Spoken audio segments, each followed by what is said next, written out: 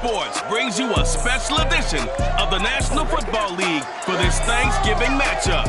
It's the reigning Super Bowl champs and the Lions, and it comes your way next on Madden NFL 22.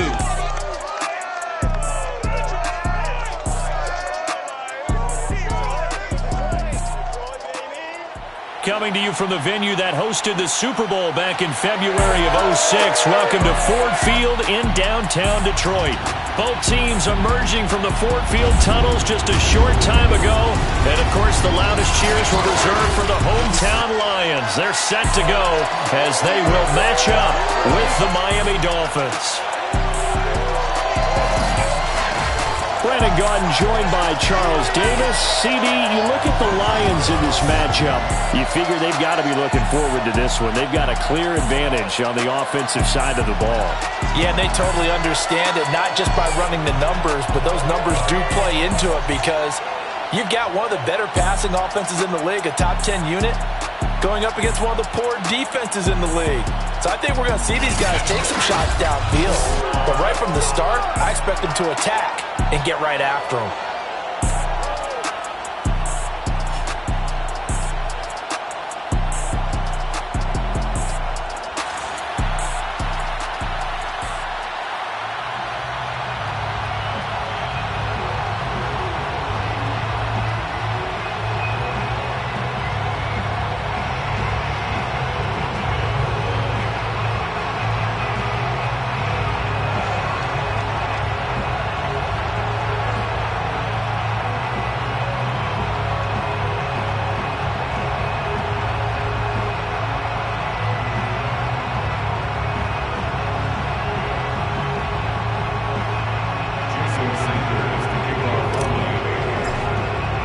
It's been a tradition since the early days of the NFL, and we're off on Thanksgiving Day in Detroit. And the opening kickoff will not be returned, as that will be a touchback. So here are the Lions now coming out for their opening drive. They're led out by a man raised in Alabama, went to Florida State. It's their quarterback, Jameis Winston. Throughout his career, few have doubted Jameis Winston's ability to throw the football. The concerns, they've always centered around his accuracy and taking care of it. When he makes good decisions on the field, excellent numbers usually result.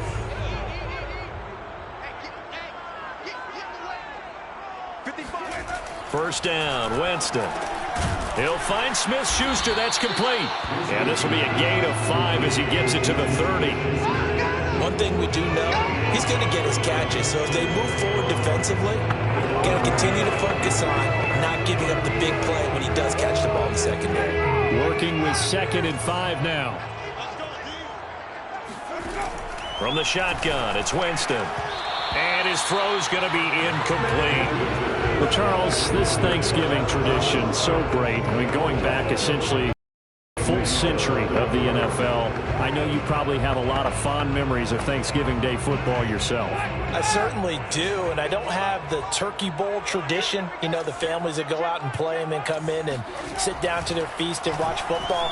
I remember reading about, the Lions jumping on the Packers on Thanksgiving Day. The only loss the Packers had in 1962, and they sacked Bart Starr over 10 times in that game. And I remember Dave Williams from the Bears returning the overtime kickoff for a touchdown to win a game on Thanksgiving Day.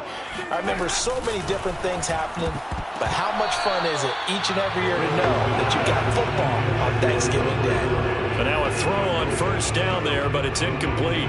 Oh, man, for him to be that wide open and drop it. Sometimes you have just too much time on your hands, right? You end up thinking way too much, and your hands get shaky. And yes, he's a tight end, but that's a catch he should have made. Now a deep ball there on 2nd down, but it'll wind up incomplete. So back-to-back incompletions, and that has him staring at a 3rd and 10. Jameis to throw it. They'll try and set up the screen to Swift. And he'll be corralled out across midfield down to the 45. I like the screen being called here early in the game, especially on the opening drive, because, Brandon, when guys come out of the locker, pass rushers, they are so amped.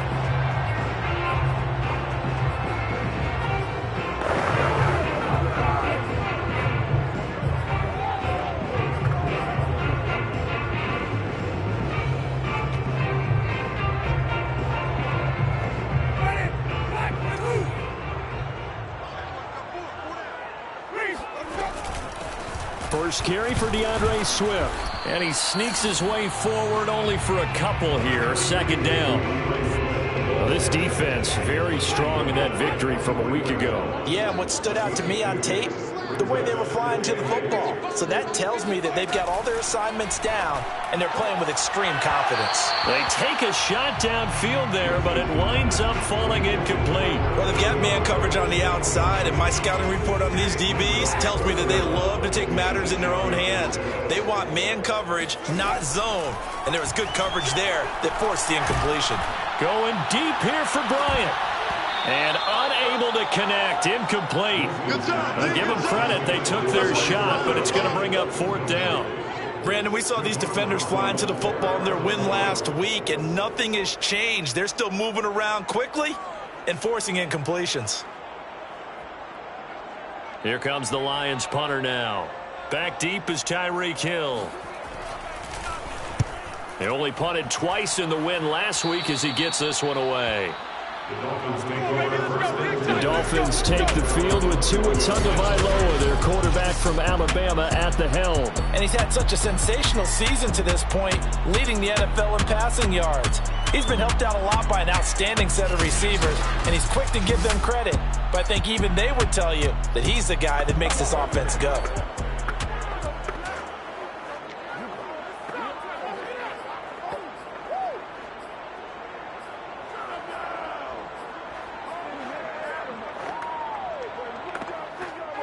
Tua and the Dolphins now with a 1st and 10 at their own 21.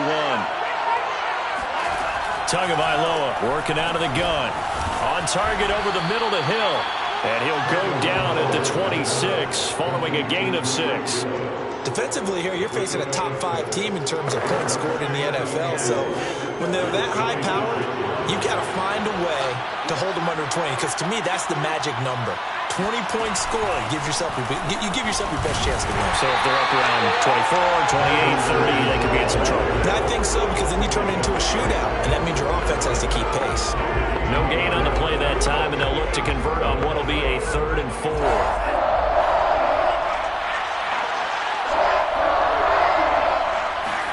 Tua going to throw.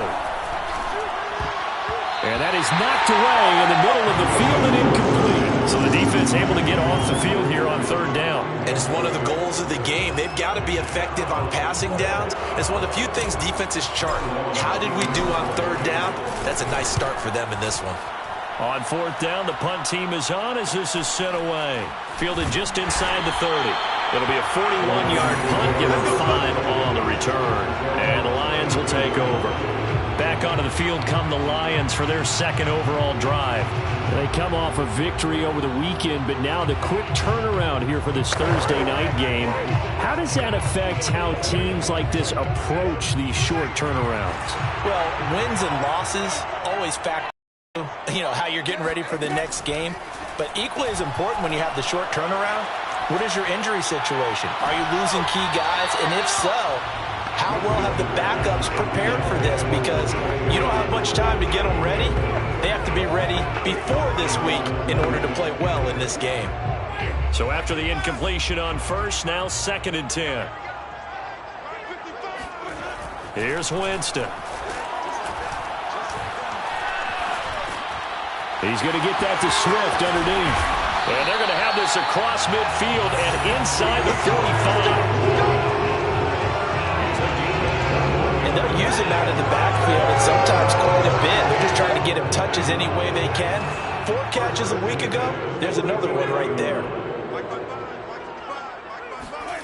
Winston now to throw on 1st down. Right side, it's the tight end, Hockenson. And he gets it inside the 35 and just shy of the 30. From the 32 now, here's 1st and 10. Again, it's Winston. And that's going to be incomplete. Too tough to hold on to that one. It's 2nd down. That's what you're going to need to do against those big receivers. You got to get in there and get physical with them. That time he got in close, got in tight, and knocked the ball away. Here's 2nd and 10 now from about the 32. Here's a handoff to Swift. And he'll go down here right around the 23-yard line. 9 yards, and that leaves him just short, so it'll be third and less than a yard.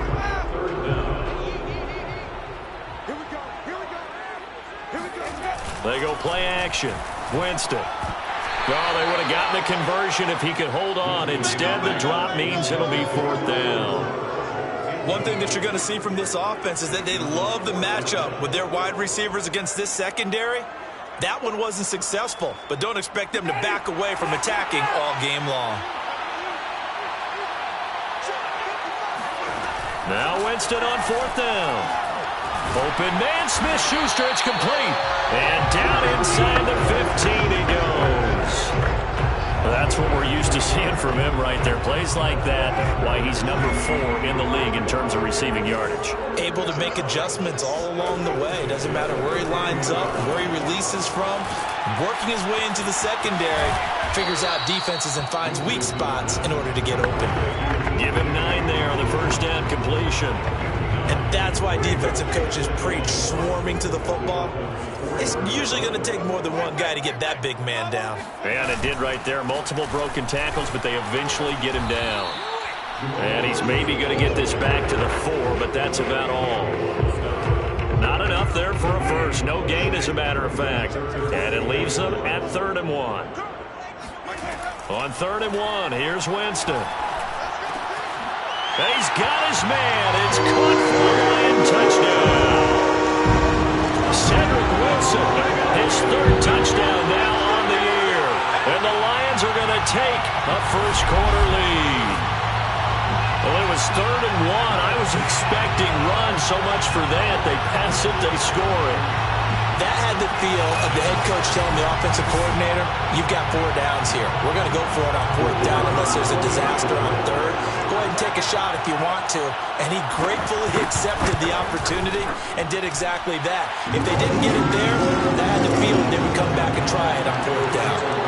Extra point right down the middle. And it's now a 7-0 game.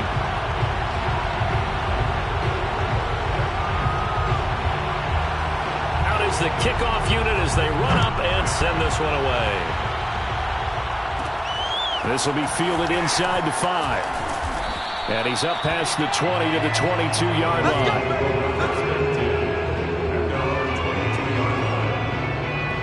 line. So Miami coming out for their second drive. As mentioned, this one of the hottest teams in the NFL, riding that winning streak into this one, but now playing here on Thursday night. Do you think that this helps or hurts their momentum? Well, ordinarily, I'd say it hurts the momentum because now you get that short week. But when a team's playing as well as they are, it actually allows them to down focus and only worry about themselves and less about their opponent. So when you're playing well, you just worry about the things you're doing well and let the opponent deal with that. On second down, they'll run with Gordon. And not much there. Maybe a yard up to the 24. Well, that's a good start to this drive on the defensive side of the ball. Forcing completion on first down. Then you're able to shut down the running play on second. Yeah, I wouldn't be surprised now. A little bit of pressure going to the quarterback in an expected passing situation. Forced out to his left. And he will be marked down short of the first as they get to him at the 29. 5 yards that time out of the scramble. But now they're looking at a 4th down situation. Here's Ty Long now as he'll punt it away for the second time. 44 on his first punt, and this is a good kick as well. This is fielded at the 27. They'll call this a 41-yard punt, 7 on the return. And the offense will take over with a new set of downs. And Detroit back in possession of the football. And they'll be looking to build off of a nice drive last time, a drive that really relied on the quarterback. Making good decisions, distributing the ball well, distributing it accurately, keeping it away from danger. A really nicely run drive. But now the defense, what adjustments do they need to make in the passing game? Pass rush, pass rush, pass rush. Whether it's the guys up front or maybe you bring additional guys, but you've got to disrupt the timing of them throwing the football. We'll see if they can disrupt it here. Flag comes in. This might be a free play. Open man, he's got him, the tight end Hockenson. And able to rip off a big chunk of yardage before being dropped inside the 40. So, of course, they declined that there. They knew they had the free play. They got great yardage out of it. It's kind of like we were at dinner last night. You saw me reach for the check, so you ordered dessert on top of it, right? You said you had the free play. Yeah. Right? Already have what you needed. Go ahead and get a little more on top. I like it. Meanwhile, Winston's throw here pulled in by Lazard.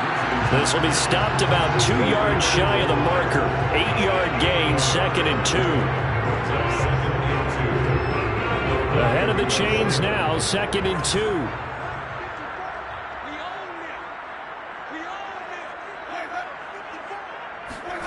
Well, they'll run it here on the jet sweep.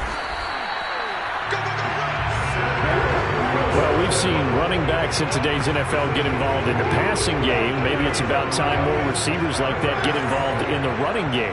And that is something we are seeing more and more in this league, no question about it. That wasn't the biggest of gains, but it's enough to get them a first down. And it continues to test the defense. They have to think on every play about who might end up with the ball. Officially no gain on the play, and it's 2nd down. Winston. And his throw here is incomplete. Just a little beyond the reach there of his receiver. That's probably one he wishes he had back. He wishes it had been 7-on-7 in practice, or maybe even routes versus air, because that's a completion he makes, 9.9 times out of 10? Just missed that one. Going to throw deep for the end zone. Toward the back corner of the end zone, but he could not get the feet down. This will wind up incomplete. Has to be a little bit of frustration there. Back-to-back incompletions. Receivers blanketed on both attempts, this time on 3rd down.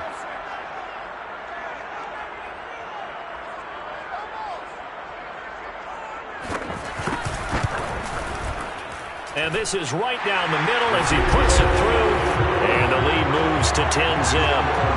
So a nice kick there as they're able to add on to their lead. And that's exactly what you're looking to do. Maneuver yourself into range. That way, if your drive stalls out, you're able to get something out of it. And they do so right there. This will be fielded inside the 5. And he will make it to the 20-yard line and no further.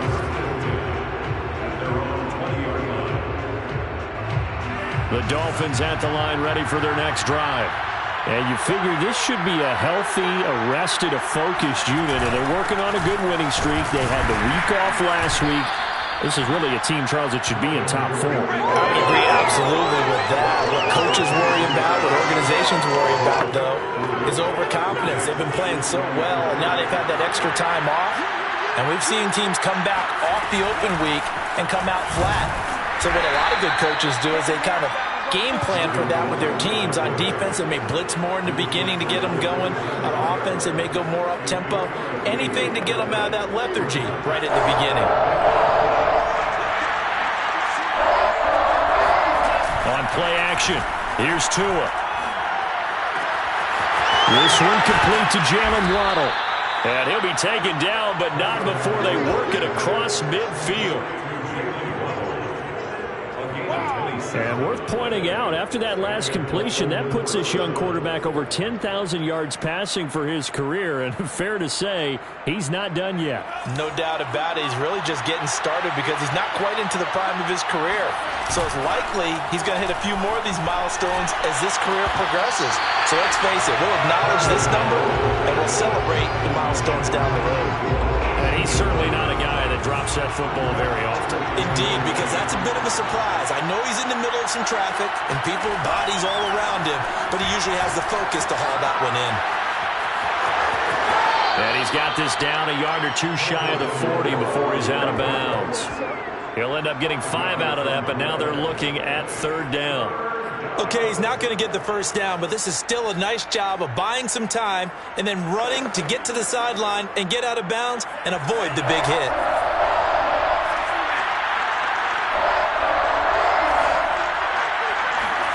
Here's Tagovailoa to throw. Open man is Bull. And he is going to have the Dolphins first down as they're able to get the 3rd down conversion. As an unbiased observer, I think it would have been interesting to see what they would have done if they hadn't gotten the first down there. But since they did, I guess the point is moot. And they were right there in that middle ground, field goal range, punt, go for it. But as you said, they picked it up. Tua's throw taken in by Bourne. We've seen quite a bit of the short passing game here early on first quarter, haven't we? We have, and I think it works a couple of ways for this team because, number one, you throw the short game until they stop it. And if they're not going to stop it, you keep throwing it, and occasionally you'll break a tackle and turn it into a bigger gain. Also, if they start to creep up, start to pressure receivers, now you go over the top, take it deep, and now you get some of those big shots downfield. Oh, not sure he saw the linebacker there as that's batted down and incomplete. Quarterbacks work all the time on manipulating a defense with their eyes and their head movement. In this case, he just stared the receiver down. That allowed for excellent coverage, able to knock that one away. They'll try and run it. Here's Gordon. And he's going to have a first down here as he gets this one to the 17-yard line. Well, you're down early. How do you get back in the game, maybe establish the run? I think they're trying to do that. Now, I'm with you on that one, and what I like about the message is that there's no panic from the head coach. He's already told his offensive coordinator, let's run the football, let's get things settled down a little bit and find our way back into this game. From the red zone now, they'll look to throw. He'll get this to his tight end, Gesicki. And that's good for a pickup of 10 yards. And that'll bring up a second and just about a few inches here. A lot of tight ends just use their size and their strength, try to occupy some space and kind of body people away and catch the football. And that's this guy. He's a refined route runner. Makes me wonder if he took some dance classes in his background. And he can't get rid of it. He's taken down. Charles Harris. Credit him with a sack, and it goes as a loss of 6. 10-0 the score after 1 on EA Sports. It's Dolphins football here as we begin the second quarter, as they've got it with a third down coming up.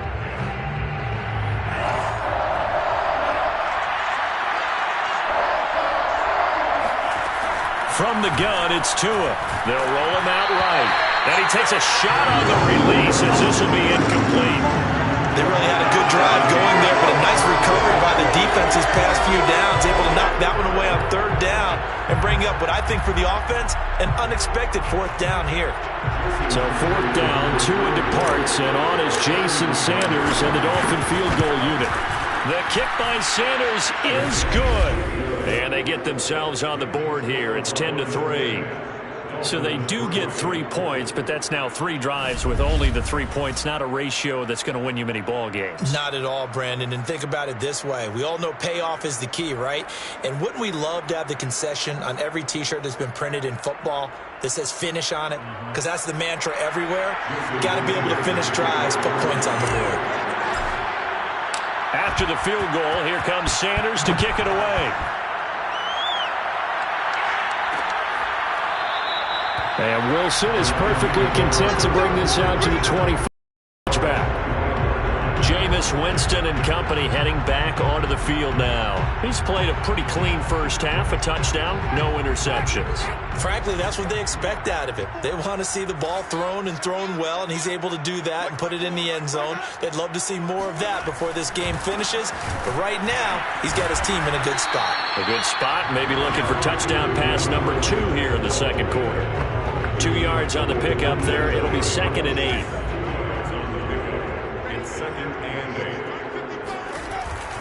On the handoff, this is Swift. And he'll push his way forward to about the 32. It'll be a gain of 5, but still about 3 yards shy of the first down marker, and now it's third down.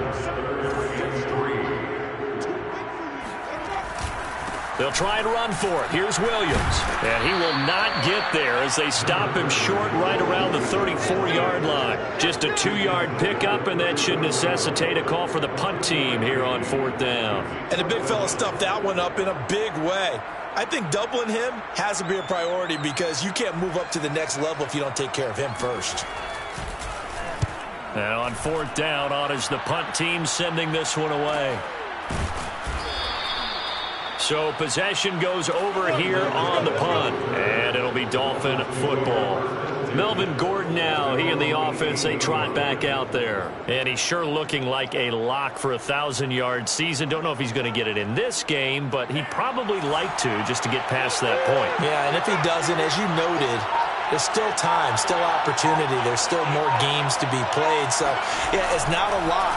But barring injury, it certainly looks like he's going to get there. And what an accomplishment that is. Anytime you get over 1,000 yards, you're celebrated in the NFL. It's been quite a season. Still a couple chapters left in that book, though. A good gain on first has him set up with second and just a couple of inches now from the 29. Steps away to his left. He'll have a first down past the 40. And he'll be out of bounds, but able to get it up past the 45.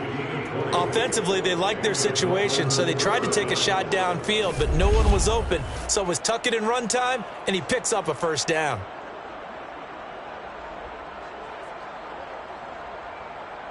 This offense finding its legs now. Here's another 1st and 10. Going to the air, Tagovailoa.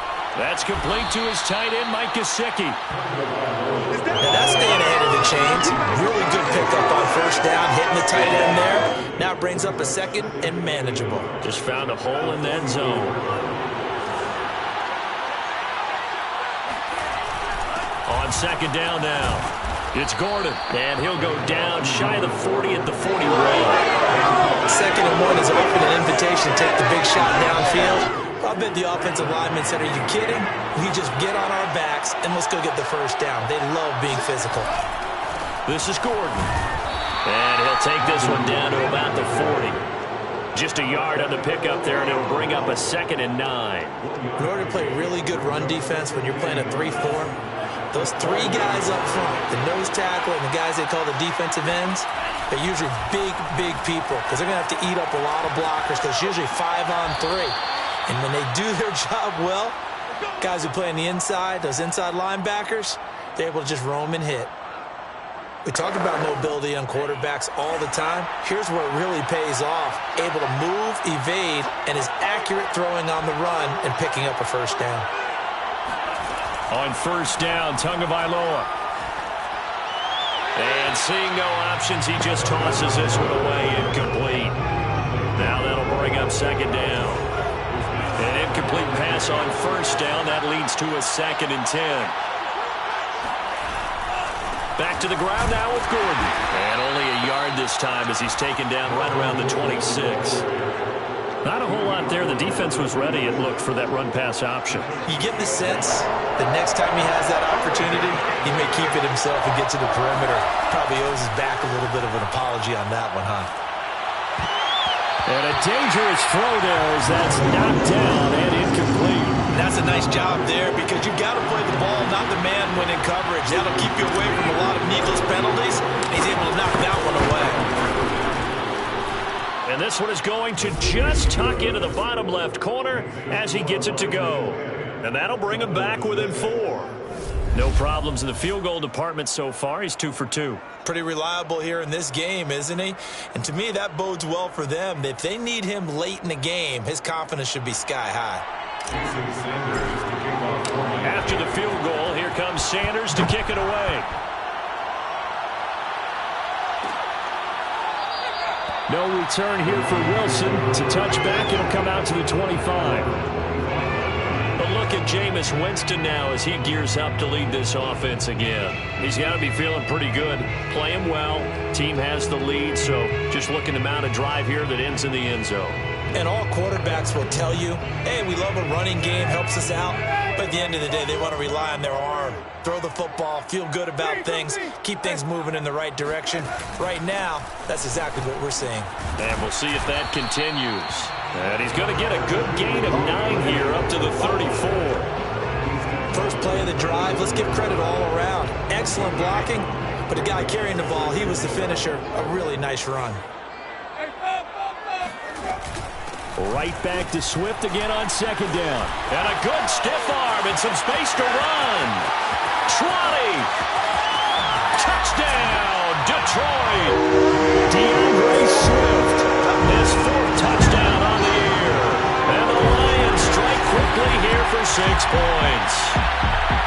So there, Charles, I mean, a situation where it didn't matter how far he had to run, he was not going to be denied, and he winds up taking this all the way to the end zone. And the thing that stood out to me was his ability to continue through the initial contact.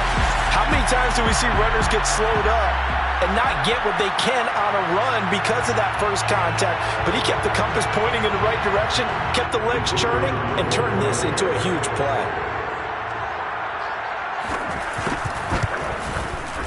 Extra point splits the uprights, and that pushes the lead up to 11. That drive started on their own 25. 2 plays, 75 yards later, into the end zone.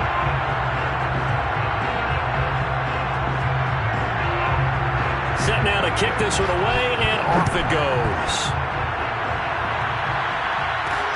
Taking it about the 1. And some good special teams coverage as they bring him down just outside of the 15. Tyreek Hill making his way back out towards the huddle. And CD, assuming he stays healthy, assuming the health, should get to that 1,000-yard mark pretty easily. And the best part of what he's done so far is allows him and the team to relax their pursuit a little bit. Meaning, if they just have normal games, they'll get to the 1,000-yard mark. They don't have to force anything. But one of the reasons he's having the year he's having is what I call route running arrogance. They think there's no one that can cover them. No matter how many people are put in his direction, it just doesn't matter. He's going to... Now the pressure comes and he goes down. Just inside the 10, back at the 9. They couldn't contain Deshaun Hand that time as he gets home for the sack. And this is a quarterback who's already had success on the ground in this first half, but this time they're able to hem him in. And it's always different when you rush a mobile quarterback as opposed to a guy you know will be right back. Into heavy traffic, and it's intercepted. Picked off at the 30. And they're going to set up shop at the 32-yard line. Well, really not much secret there. 3rd and long, Charles, and he was looking to throw the football. And I would imagine as a defender, you're kind of salivating in that spot, right? You certainly are, because 3rd and long situations, they tip the scale towards the defense every single time. Now you're actually able to dictate and understand what the offense is trying to do. You know where the first down marker is. You set your defense that way, and maybe you can be a little more aggressive in certain situations because of that. You start focusing on your coverage assignment, and when the ball's released, you break on it and make a play, as we just saw there. And maybe a measure of revenge there. He's had his way in this one, but this time they get him behind the line. Call that a loss of a yard, and things get a little more difficult here, 3rd and 5. And that's what I'd like to see out of this defense, a little fire, a little toughness. It hasn't been the best first half for them, but they did do a nice job there, forcing a loss on that play. Winston from the gun on 3rd down. And that's out to the flat for Swift. And he is going to have the Lions first down by about a yard as they find a way to convert there on 3rd down and 5. Another catch for him there on this drive, Brandon, and it looks like they're going to utilize him out of the backfield any way they can. And that time they pick up a first down. So now on defense, you assign a man to him and try and cover it before he gets going. Just a yard on the first down carry, so it's 2nd and 9.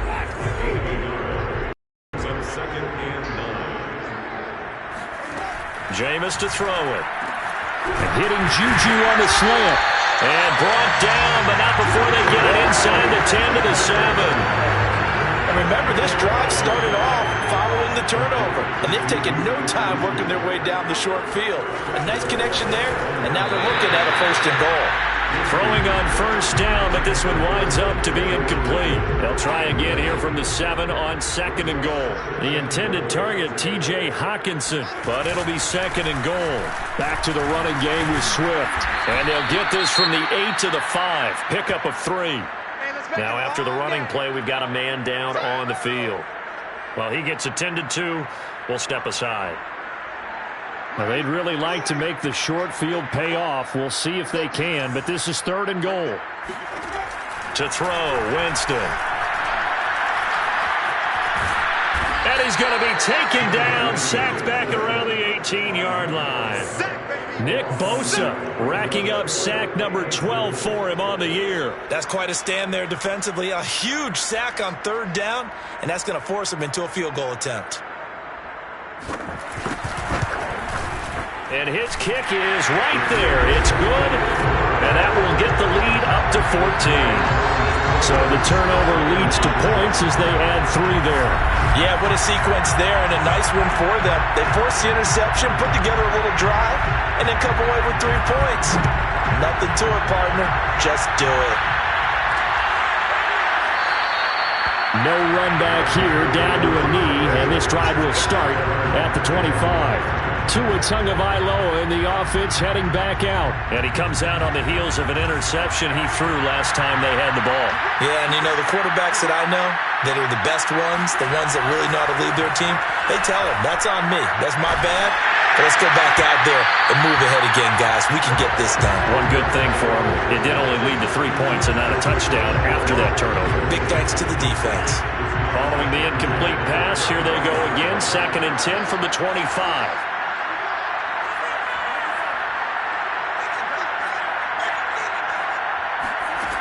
Throwing now is Tagovailoa. And under the Lions' pressure, he's brought down. Romeo Okwara able to record his 5th sack of the season. I don't know about you, but if I'm the offensive line coach right now, I'm having an absolute fit. This team that they're going against has 3 sacks, yet they're ranked dead last in the league in sacks coming into this game. Maybe overlooked them a little bit. And the pressure gets to him again. It's big Trey Flowers getting in there that time for the sack. So that now 4 first-half sacks. This pass rush has been unrelenting. And partner, you hear that sound of paper being ripped to shreds? That's the game plan that they've had so far because they've got to say to themselves right now, we have to do something differently. So from their own end zone here, this kicks away.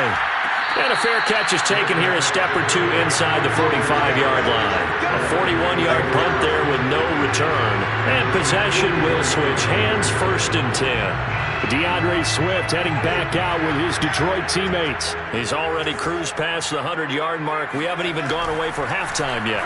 He might not want halftime. All right, why cool off? Keep everybody here. Let's stay out on the field and keep going. But all that being said, everything is really working well for them. The play calling's been excellent. The blocking's been terrific. And obviously his vision and legs have hurdled him to this big number so far. We could be seeing something really special here. And we'll see how much they give him the ball here. And once again, the Dolphin defense holds firm as they'll stop him behind the line of scrimmage. The Lions on 3rd down. Not quite 50%, 4 for 9. This is 3rd down and 12. From the gun, Winston. That's complete to Swift out of the backfield. Now he's going to get this all the way down inside the 35. A big play there on the catch and run. Good strong throw and catch right there. And so far in this game, the alleys have been open for them to get completions, and they're taking advantage of it. On 1st and 10, it's Swift. Shoves him aside. And he gets this one inside the 15, just a yard or 2 shy of the 10. 124 yards rushing for him as he has been tough to stop here in this first half. We both know it's difficult, but they've made it look effortless out there. Through the air, on the ground, they've moved the ball with relative ease. Now a 1st and 10 at the 11. Winston now. And he'll go down. Brought down at the 20-yard line. Nick Bosa racking up sack number 12 for him on the year. I think this defense, Charles, realizing the deficit they're facing, they're going to have to step up and make more plays like we just saw there. Yeah, and those are the type of plays that can focus the defense because, as we know, they've had their trouble so far in this one. But they just proved to themselves that they can get to him, and I expect them to continue to bring that type of pressure in order to try and turn around their fortunes.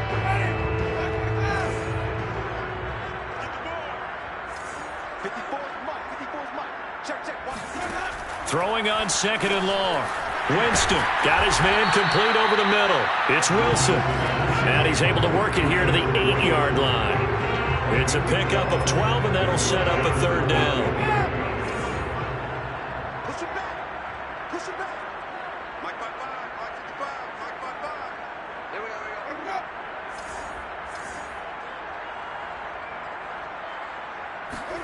go. On 3rd down, Winston.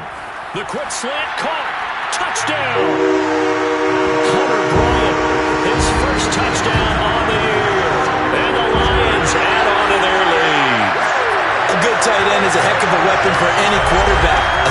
especially when you're able to create some mismatches. Sometimes they work against a linebacker, sometimes they work against a smaller defensive back. But when they find it, they go to it, and it often results in touchdowns. The call is to go for one and kick the extra point. And the lead now to 3 touchdowns and 21 points. So that drives 7 plays in length. And it's capped off by a touchdown for the Lions.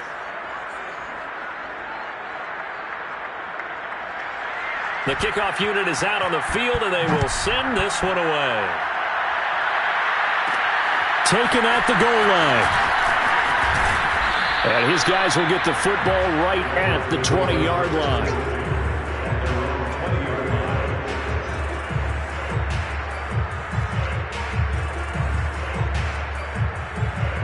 The Dolphins at the line, ready for their next drive. Well, the first half that really has not been kind to them. A late opportunity here to maybe make some inroads on this deficit before half. And this drive's going to go a long way towards telling us whether they actually have a chance to come all the way back in this game or not. And he'll take this to the other side of midfield before going out of bounds. I know it's an emotional game, Charles. You can't do that. And when you get into your film sessions and you argue your case with your coaches, that's exactly what they say at the end. You just can't do it. It costs your team.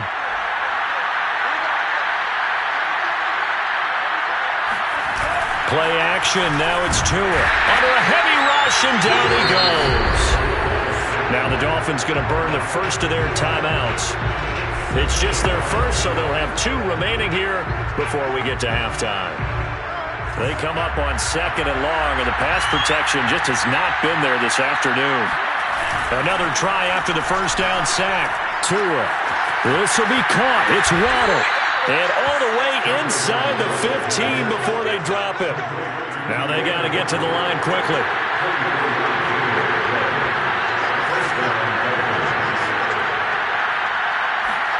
Here's Tagovailoa on 1st and 10. A quick slant to Hill. And the result here, a pickup of 8. Leaves him with 2 to go on 2nd down.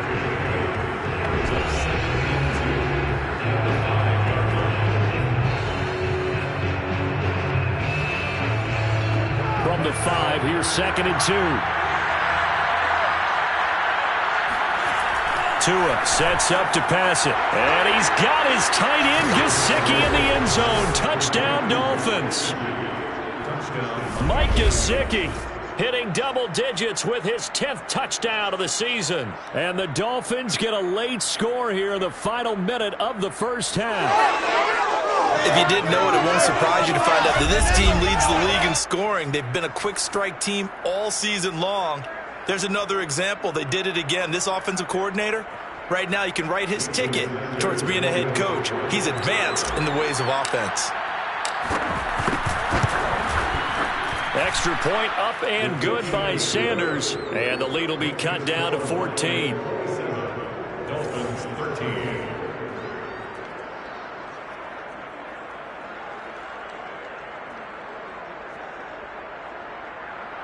Jason Sanders to kick off for Miami. Now after the touchdown, ready to kick it away is Sanders.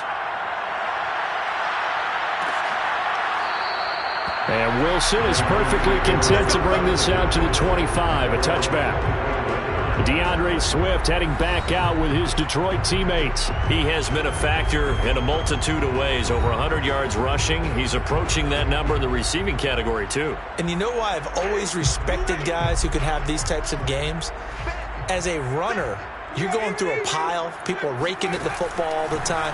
Your hands take a beating, okay? And to be able to still go out and catch the football in open field after going through that guy's dynamite. He's been dynamite in this game so far. We'll see defensively if they have an answer, because they need to come up with something. The key to any screenplay is all in the deception, and that means everyone on the offensive side of the ball. But someone gave it up because that one wasn't very well concealed. And the defense able to rally to him and hold him for just a short gain. Winston's throw complete there to Smith-Schuster. And they get him down, but not before he takes it across the 40-yard line. So we're at halftime here in the annual Thanksgiving game in Detroit. As we'll head down to Orlando, that's where we find our man Jonathan Coachman at our EA Sports Halftime Report. Coach. Okay, Brandon, thanks very much. And a happy Thanksgiving to everybody out there as we look ahead to 2 more games later today and then a full slate coming up this weekend. Some very intriguing games in that early window, highlighted by the one going on at the Superdome. A big test for the Saints as they'll face off against the Tampa Bay Buccaneers. Good games in the late afternoon as well, one being out in Santa Clara, where it'll be the 49ers. Good stuff to follow on the West Coast in the afternoon window, one being out in Las Vegas, where it will be the Raiders. And one final game to highlight. We wrap things up on Monday Night Football, and they've got a good one this week between the LA Chargers and the LA Rams.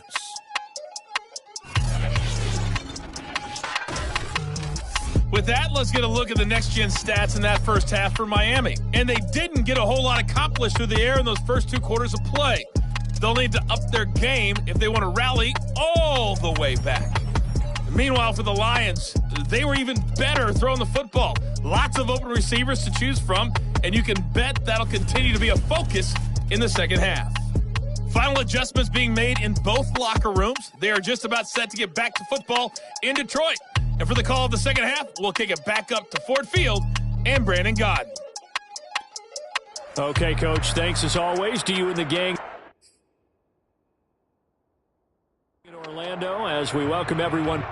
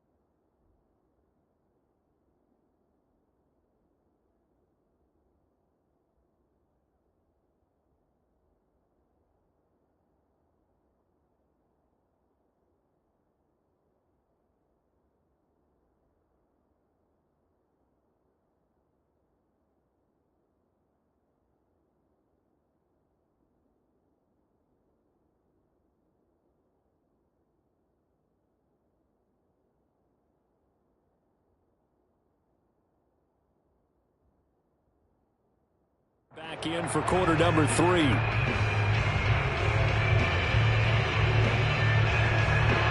The Dolphins down on the scoreboard, but they'll have it first as we get going in this third quarter. This fielded right at the goal line. And a nice job there on special teams to limit him to inside the 15 as he's dropped at the 14. In this position, trying to get back into the game, teams are looking for a spark from their special teams. That's not what they got, though. They got a setback, and they have a long field to cover if they want to try and put points on the board. They'll start the third quarter on the ground with Gordon. And boy, this defense again really making things tough on him as they stop him for no gain. Sometimes with the running game, you've just got to stick with it. Look, it's the third quarter, no time to panic. But that also doesn't mean you just do it the same way you've been doing it the entire ball game. Maybe change up some blocking assignments or run a few different plays, but stay with the overall essence of the running game. Now, meanwhile, here's a second down throw that's knocked away and incomplete. Well, defensively, they haven't let him just sit in the pocket and get comfortable, and that's opposite a lot of game plans in today's NFL. Ordinarily, you're trying to keep the quarterback hemmed in. In this case, they brought the heat, and if he flushes out, they're fine with that, and they force another incompletion. This offense in desperate need of a conversion as they come up on third down. They fake the handoff, now Tua. Got a man, it's Waddle, complete.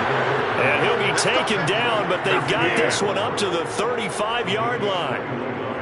He's such a good route runner. Shows it there on third down. Very proficient and a good pass. And you know what I've observed over the years in the NFL? The better a route runner you are, the more confidence your guy's going to have in you to go to you in important times because he can trust you being in the right spot, and they connected there and picked up a first down. 3 yards the gain there, second down. Not a big window to throw. Coverage wasn't too bad there. Yeah, they had him under wraps pretty well, but somehow able to muscle his way open and catch the ball. To throw again on second down. Tua buying time to his left. Oh, the ball comes out on the hit, but they'll say it's incomplete. Another attempt, another incompletion. And when I look at the scoreboard and where we are in this game, it comes to mind that they have to start getting the ball in the hands of their playmakers. Throw it to the guys that maybe can take a short pass and turn it into a long gain or make people miss downfield. They've got to have points. And the guys who can put the ball in the end zone, they're the ones that need to touch the ball. Throwing is Tagovailoa on third down here. Open man is Waddle, complete. And he is going to have the Dolphins first down as they're able to get the third down conversion. Couple of first downs to kick off the drive. Here's 1st and 10 up at the 46. Again, they will throw it with Tagovailoa being chased out left. And he's able to take it across midfield before going out of bounds. He'll wind up getting right about 4 there on the scramble, and it's second down. Well, he did a nice job keeping his eyes downfield, waiting for someone to get open. But once the pressure forced his eyes down to see the rush, it was time to make a break for it. Eluding the pressure right. Oh, Hill, great grab. And it's going to be another first down as they'll get him to the ground at the Lions' 24-yard line. That catch now puts him on the doorstep of 500. It's his 499th reception.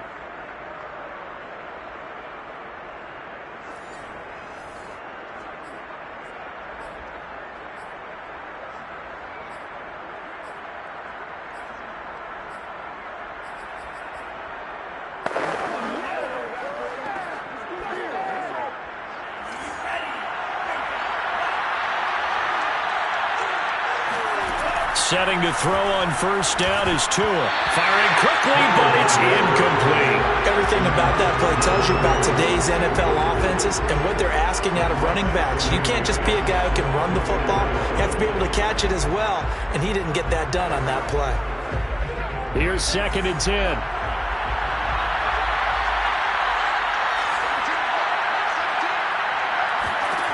Now Tua rolling to his left. And his throw's going to be incomplete. I know he was trying to get the completion downfield, but the way this game has gone, with a few of the runs he's made along the way, he should have kept the ball and taken it with his feet downfield. That's the big play that shreds the defense. Instead, he thought to himself, I'm a quarterback, I've got to throw it. He bailed out the defense with that incompletion. And this pass broken up. And the contact well timed there, and now 4th down. I like what they tried to do there. Tried to hit him with something quick, get the ball in his hands, and hope he can make some yards after the catch and pick up a 1st down. Weren't able to do so on that play. Sanders' kick is good, and that will get the disadvantage now back down to 11. So a good drive there to begin quarter number 3, but they're only able to shave 3 points off the lead. Well, something's better than nothing, all right? They didn't play particularly well in the first half, but they definitely need him to step on the accelerator now and play a whole lot better. After the field goal, here comes Sanders to kick it away. No return here for Wilson. To touch back, it'll come out to the 25. So here are the Lions to take over. They were winners a week ago over the Bears, and they lead things here as well as they start this drive with a 1st and 10. On the ground, it's Swift to start the drive. And they're able to get this one across the 35. 135 yards for him on the ground now as he has been terrific here this afternoon. So from the 36 now, 1st and 10. Now Winston. He'll find Lazard here over the middle. And able to get this one across the 45 before he's brought down. And now we get into the psychology of the whole thing, because a lot of teams with a 2-score lead in the 3rd quarter, they almost become defensive with their offense, just playing not to lose. I think with this team, you got to figure at this point, this is a great spot for them to go into attack mode, really try and put the hammer down and finish this one off. Looking at a 2nd and 11 now after the loss. Now Winston. He'll find Smith-Schuster. That's complete. And he's got another 1st down as he's brought down at the Dolphins' 37. That was a nicely run slant route, and what the receiver's trying to do is make the defender think he's going upfield for a deeper route, and then breaks it off usually after about 3 to 4 steps and cuts towards the middle of the field. And now what he's trying to do is use his body to keep the defender away from the football and give the quarterback a really nice target. So after the run for no gain, here's 2nd and 10.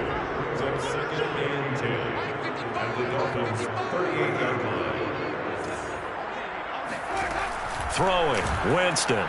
Throw left side, complete to Smith-Schuster. The reception good for 7. It's 3rd down. They like going to him in the slot. He catches another one. I think this comes under the heading of, until they stop him, why not go back to him? He has something going really well. Great working relationship with the guy throwing the ball, and they keep making the connection. And he's going to get the 1st down here as he's taken down at the 22.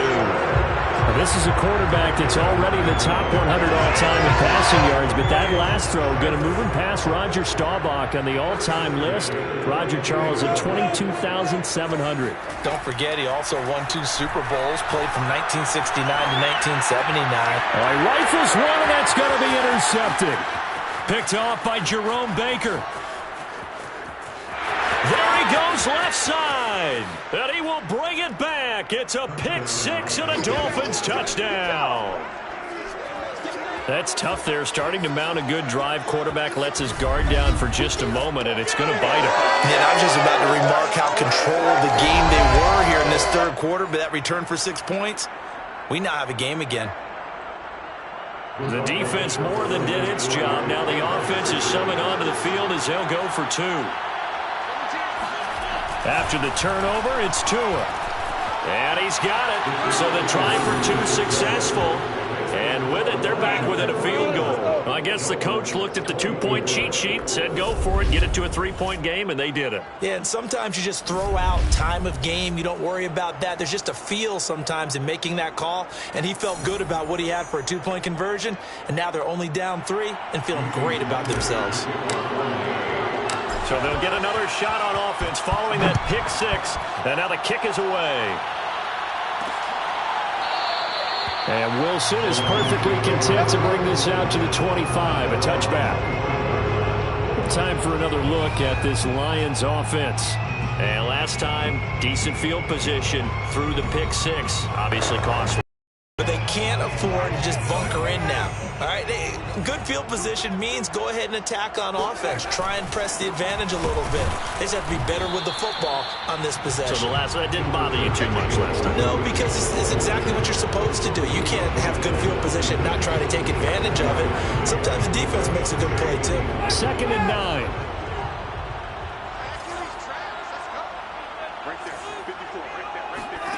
Jameis to throw it. Catch is made by Hockenson, the tight end. And they get him down, but not before he takes it across the 40-yard line. You don't always expect tight ends to be big in terms of run after the catch, but after that play, he joins a growing band of players that's putting that stereotype right on its ear. Winston now to throw on 1st down. He's got the hook up to Lazard. And taking it across midfield and inside the 45. You can see the time and effort and thought that they put into their passing game because it was evident right there. It looks like a simple pitch and catch, but you and I both know that they have planned for this and worked hard to make it happen. They run on 1st down, but it only produces a gain of 2. It's 2nd down now. Certainly a nice job there by the defense rallying to the football and getting him on the ground, but I think the play gets made by the defensive front because if they can't get upfield, their job is to go ahead and get low, almost get into a ball sometimes, stack things up, and make it difficult for the runner to find a hole. Now a 2nd down throw for the end zone, but it's incomplete. There is something to a game plan with trying to keep a defense honest. With a guy with that type of speed, you do so. Send him deep, try and throw some air under it, and hope you connect downfield. On that play, they were unsuccessful. The Dolphins get there this time, and they bring him down.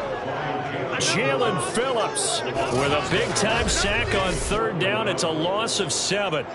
He was still looking through his progressions and going through his receiver options, and while he was doing that, the defense got to him quickly in the pocket. And it was a great example of zone coverage, well executed, well coordinated.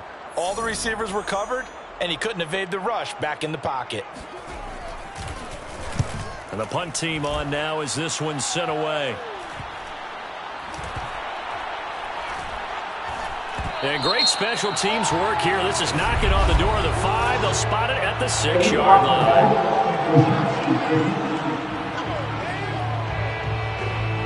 So this will be accepted as it moves the offense backwards. So the special teams penalty cost some yardage there as they come out on 1st and 10. Back near his goal line, here's Tua. Dancing to his left.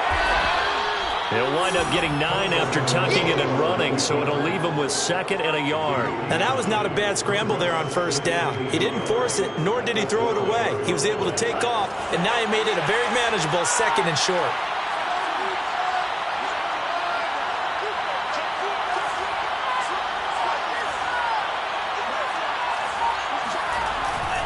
Now a 10th carry for Melvin Gordon. And he'll be just shy of the 20 at the 19 as he goes out of bounds. Running lanes were at a premium in the first half, but he's able to find some room there, and he's hoping that that's a precursor of a big second half.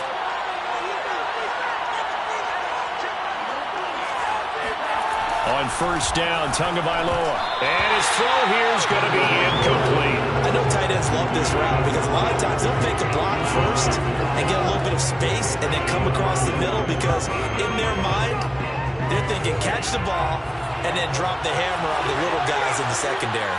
Unable to drop the hammer, he just dropped the pass. To throw again on 2nd down. Tua forced out to his left. And going deep for Hill. And that's going to be incomplete. Good effort there trying to take a shot, but it's 3rd down. I like the fact that he took the shot deep downfield. Even if you don't get the catch, maybe you get a defensive penalty and pick up the yardage that way. On play action, here's Tua. That's going to be caught by Waddle. And they work this well upfield across the 45. And he's over 100 yards now after that last catch. Already, of course, leading the NFL in receiving yardage. So he's done nothing at all to hurt his cause, to stay in that spot. But I've been so impressed with how he's gotten it done. Body control, route running. How about the way he competes for the football at the end of the play? Looking for more there on first down, but this throw downfield, incomplete. 2 and a throw again. And the pressure gets there, and Tua is going to be taken down. Trey Flowers picks up his second sack of the afternoon. So now after the sack, Tua and the Dolphins staring at a 3rd and long. Here's Tagovailoa to throw. Steps away to his left. And he'll be out of bounds just shy of the 40. With nowhere to throw it, decided to scramble, and a nice job, CD. Got the yardage that he needed. Yeah, and his teammates are certainly going to appreciate that effort, even if his coaches don't, because they would have wanted him to slide and protect himself. But he chose team gain over personal protection. A pretty good-looking run there on first down. That'll go for 9 yards, just short of the line to gain. This has been an up-and-down, back-and-forth type of a game, hasn't it? Maybe this long drive take a little bit of the wind out of their sails, kind of settle things down a little bit. Flush to his right. The ball popped in the air and intercepted. Picked off by Akello Witherspoon. And the Lions are going to have it here just past the 25. Well, certainly not his best throw that time, and not a good time to make it, Charles, when they were a nickel with 5 defensive backs on the field. And that's exactly why you have those 5 DBs out there. You want extra speed on the field, guys who have ball skills and understand what the passing game can do, and gives them a chance to react and make a play on the football, and they take one of those away. Following the interception, Winston. Looking left side, and he's got a man. That's Bryant. And he takes us up to the 40-yard line before being corralled. And what a nice example there of a tight end doing exactly what he needs to do. How about how he worked his way to the outside, made sure he secured the catch, and then anything after that, we count that as a bonus. And indeed, he gets enough for the first down. Throwing on first down, but this one winds up to be incomplete. Not his best throw there, but where we sit right now in the 3rd quarter, he's had a pretty good game throwing the football. He certainly has, and it's not exactly at the point where we're doing 4-minute offense yet, but they've got to think about, I'm not going to say milking the clock, but understanding clock management here on out. And he'll let this go deep for Lazard. And that will be incomplete. Trying to dial up the long one way out there, but it'll be 3rd down. And now offensively it's 3rd and 10, and I'm just thinking to myself, actors always say, what's my motivation before a big scene? Right now the play caller's thinking, what have I done before that's worked well that I can go to right now? Yeah, because they were pretty successful in the first half scoring points. Haven't done anything so far here in the second half. Got a man, that's Lazard. And he is going to have a Lions first down as they're able to get the 3rd down conversion. Whenever we talk about moving the sticks and controlling the football, there's a great example right there. Those are the 3rd downs you need to convert to win football games. We're in the 3rd quarter of this one, and this is a tight one. In order to maintain pace, keep the ball away from the other team, and put points on the board, those are the plays they need to continue to convert. No gain on the play there, 2nd down. We're on to the 4th here on Thanksgiving Day. We'll return with more after this. You're watching the NFL on EA Sports. 2nd and 10. Back now at Ford Field. It's been a very hotly contested game to this point. Just a field goal separating these two teams as we get set for the 4th quarter. That's complete, right side to Lazard. Touchdown, Detroit! Alan Lazard, his 6th touchdown of the season. And the Lions are able to extend their lead. And boy, CD, it's one thing to watch a great run, but when it's a great run with broken contact, it's like a cherry on top. That was a nice play. And as a former defender, I can tell you with certainty, those are the ones that have you losing sleep at night. I would not like to be in that film room on Tuesday going over that one. Just a pretty poor effort defensively, and it leads to a big play. And the next-gen stats shows us the tale of how much yardage he was able to pick up after the initial contact. The kickoff team on the field now as they will send this one away. This will be fielded inside the 5. Oh, a dangerous return man showing it here. And he nearly broke that for more, but as it is, still a good return. They'll start the drive right around the 37. Out comes the Miami offensive unit now. They get set to take over. And you figure after giving up that last touchdown, they trail by 2 scores here in the fourth quarter. This drive becomes very critical. Meanwhile, Tua's throws taken in by Waddle. And this will be good for a pickup of 9 to the 46. This possession means so much for them. They've got to focus on this drive and find a way to make this a one-possession game. Yes. Got to get a score. Yeah, so good with a field goal. Don't necessarily need a touchdown.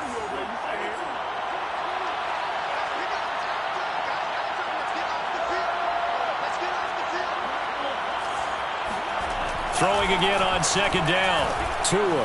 And going deep for Hill. Oh, and Tua going to be intercepted for the 3rd time. Picked off near the 26. And this one will be returned to right around the 38-yard line. And that pretty much has been the storyline, Charles. This defense, they seem to be one step ahead from the start of the game until now. And you identified it perfectly, and we can see the frustration that's settling in now. And it's probably been there for a long time, but now it's evident because you can see it in their faces, you can see it in their body language, maybe even a little bit in that play call that ended up maybe closing them out. I don't know about you, but I wanted to reach out of the booth and snatch that pass myself. That thing floated forever up there.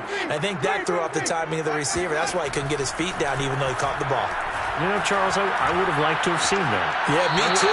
For you. I wanted to see you reach out and catch it. Yeah, you've heard about my hands, huh? Now they face a 3rd and 10 after back-to-back incompletions. Open man, Smith-Schuster, it's complete. And he takes this one down almost all the way to the 30. A big play that time through the air.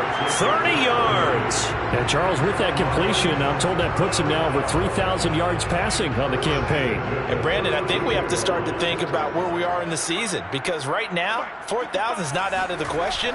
I think a big game or two, he's certainly capable of getting that done. 7 yards, the pickup there.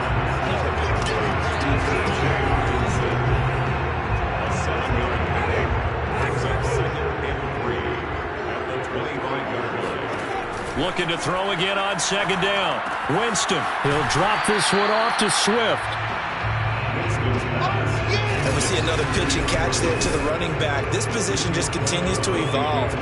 They become just as passing attack as a lot of receivers, tight ends, because their ability to make people miss in the open field can really generate big plays for an offense.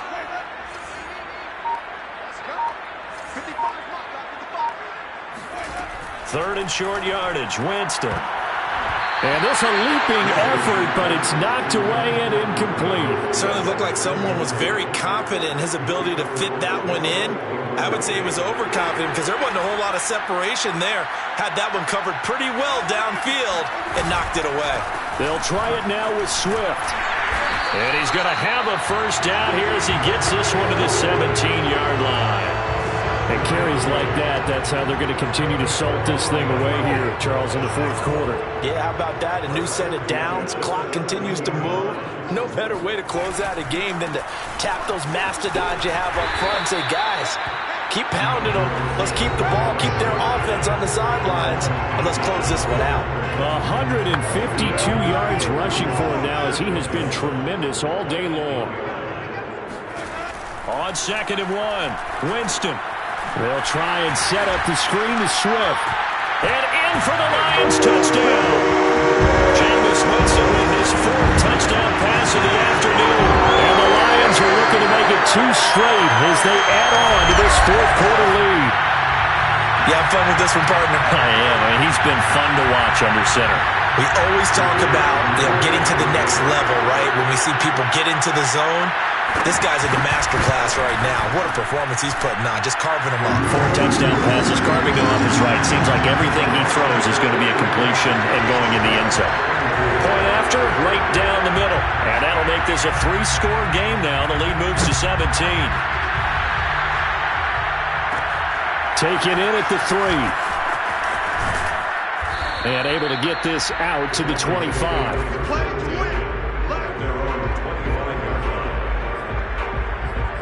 Tua and the rest of the Dolphin offense back out on the field. And that interception that ended their previous drive likely also ended any shot they had at victory. Yeah, long road back from here, no doubt about that one. But let's face it, if you're going to go out there and compete, you want to try and end on a strong note, don't you? Absolutely. It won't end in a victory, like you said, but they can maybe take something positive out of this one. And his pass is intercepted for the 4th time today. Picked off at the 47. And they will set up shop at their own 46-yard line.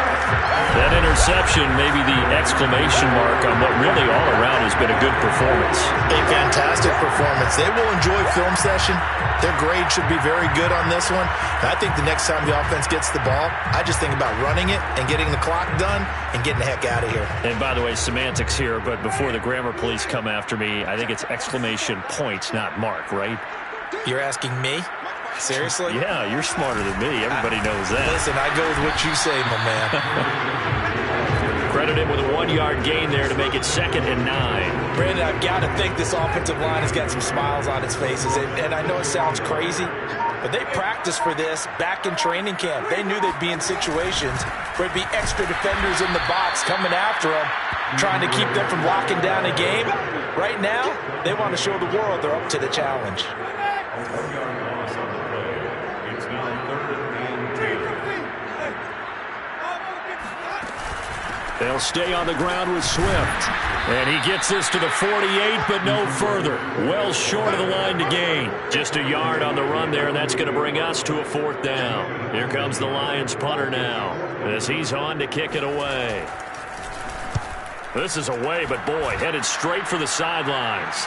And now where will the side judge stop his walk? That's the question. He says it crossed out of bounds at about the 17-yard line.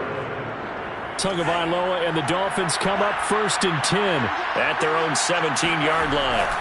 Trying to shake off the interception. He'll look to throw. Well, he was hit as he threw it there, and that one winds up incomplete. We've talked about it, CD, but it bears repeating. They are struggling to throw the football. All the interceptions and more incompletions. It just doesn't look like things are in sync out there.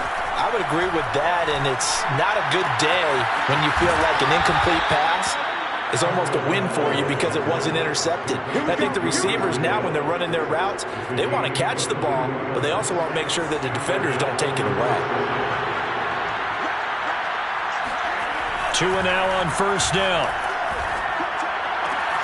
And he's got his tight end. It's Mike Gesicki.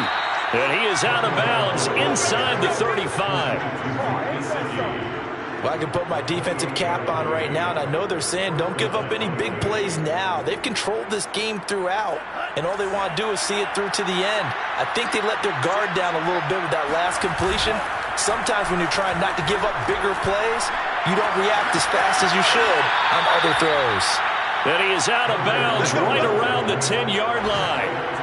Well, there's your leading receiver in the NFL in terms of yardage, putting on another clinic, well over 100 yards. Are we taking notes? We should be, right? Because I'm going to go back and watch this tape and really enjoy what I'm seeing. The route running, competing for the football, just breaking down in defense. And a quick throw here, that's complete. 2nd and 6 with the ball on the 7. Now Tua. Caught on the slant. Touchdown, Dolphins. Mike Gesicki, a beast in the red zone with his 2nd touchdown of the game. And the Dolphins have got it back to a 2-score game here in the 4th. So a little bit of a letdown there defensively. I mean, look, you're still 2 scores to the good, CD, but things may be a little more uncomfortable than they had hoped. Yeah, if you kept them out of the end zone there, this game's over. You've locked the door on them. Instead, it's still open a little bit, and they've got a puncher's chance. Now after the touchdown, ready to kick it away is Sanders. No return here for Wilson. It's a touchback. It'll come out to the 25. Now the Lions offense, they get ready to head back out there. Well, there are 2 scores on the plus side. Still time here in this fourth quarter, but maybe you start thinking about playing keep away? Yeah, I think here's the situation. You're not thinking touchdowns anymore. You're just thinking first downs. To keep up with your theme there, playing keep away, first downs, they can't touch the ball. And they work this well upfield across the 45. Boy, 175 yards rushing for him now as his sensational afternoon continues. Here's Swift. And nowhere really to go there. He'll take this up just shy of midfield. The run only got a yard. Here's 2nd and 9. Brings up 2nd and 9. Winston.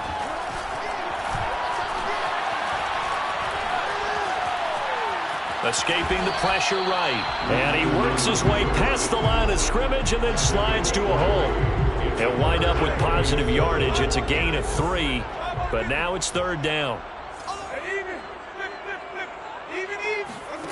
To throw is Winston. Past the 20. Touchdown, Detroit. Allen was hard. With his 2nd touchdown of the game, number 7 on the year. And the Lions are able to grow their lead. An important score there, CD, and now an important extra point because it would make it a 3-score game. Love the math there, and at this point,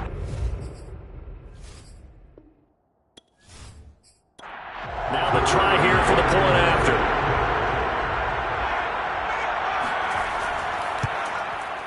And that'll make this a 3-score game as the lead moves to 17. Just a 4-play drive that time. And the end result, a Detroit touchdown.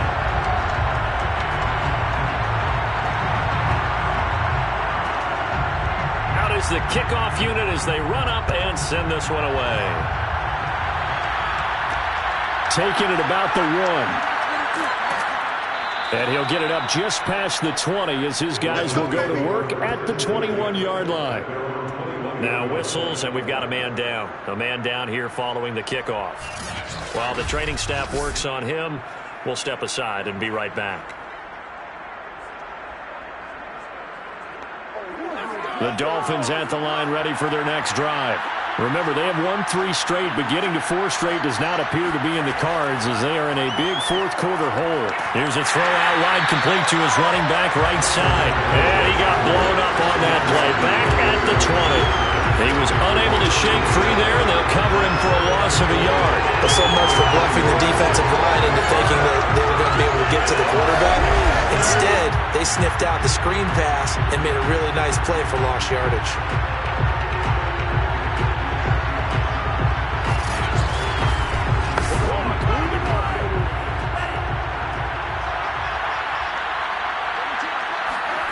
To throw again on 2nd down.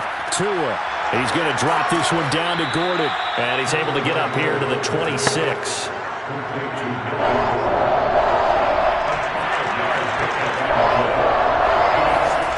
Throwing is Tagovailoa on 3rd down here. He is going to find Hill here. And he is going to have the Dolphins first down as they're able to get the 3rd down conversion. You cannot write these guys off just yet, not with a quarterback like that under center. You mean it actually crossed your mind with him running the team that you could actually maybe write this game off? Not yet. Not a chance. Not with him. We've seen it too many times.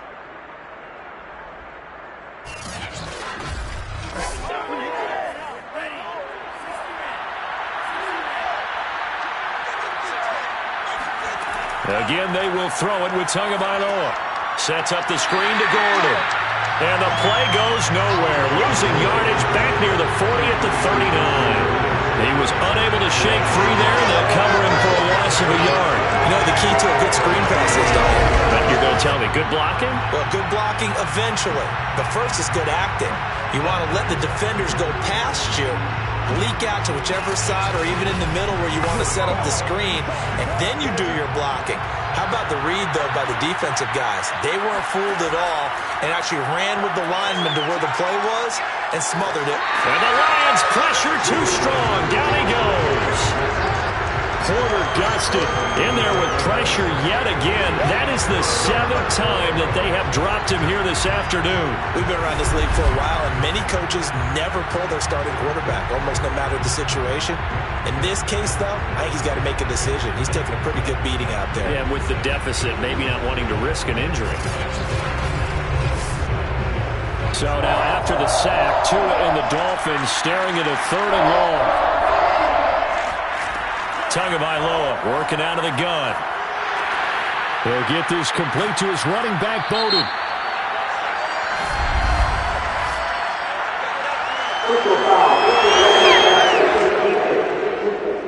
Can't do that. Ouch, you thought you had the defensive stand. Roughing the passer, wipes.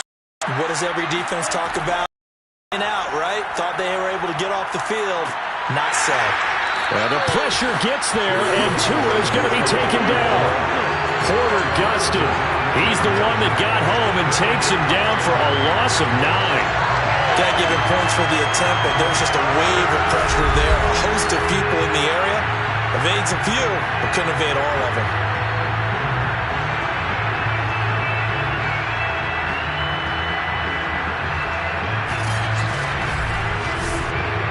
Back quite a ways here, facing 2nd and 19. Another try after the first down sack. Tua, throw left side, complete. That's Gordon. Give him 3 on the screen. He couldn't break free, and it's 3rd down. 2 minutes left to play in this football game here on EA Sports. So the Dolphins have it as we welcome you back in. They face a 3rd down now as they try to find a late score. He's going to let this go for the end zone. And that's going to wind up incomplete. However, we do have a flag down. Let's check in with our referee. So that one will be accepted.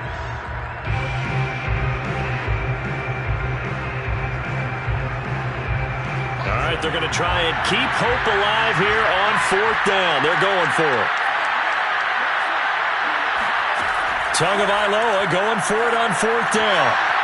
And that is incomplete. They had to go for it with such little time remaining. And this defense is going to get the football back near midfield, right at the 48. So they tried to go for it for pride, but it really wouldn't have mattered. This one, it was already determined. No doubt about it. This one was over a while ago. Here's the Detroit offense now as they head back out onto the field. And a few kneel downs should just about do it. Now, defensively, they do have all 3 timeouts, but very little reason to use them at this point. Good starting field position for them here as they come up 1st and 10. Just shy of midfield at the 48. They'll start on the ground with Swift. They're going to snuff this play out behind the line. We have not seen that much today. 2 yards the loss, 2nd and 12. On this day, the ground has been his, but at least on that individual play, we just saw the defense finally with a win. Yeah, they finally got one, and that's a win for them, but all game long, he's seen the holes, and they've been huge for him.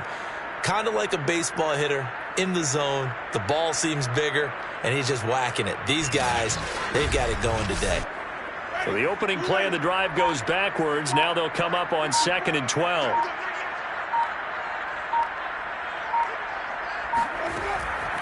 Once again, it's Swift.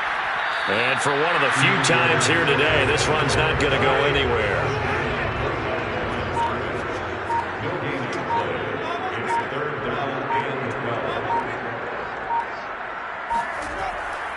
On 3rd down, here comes Swift. And he'll lose yardage on the play back at the 45-yard line.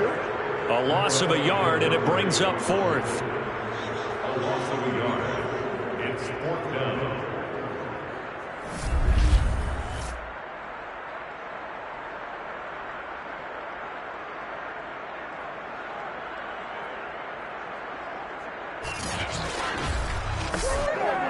Here comes the Lions punter now, as he'll punt it away for the 4th time today.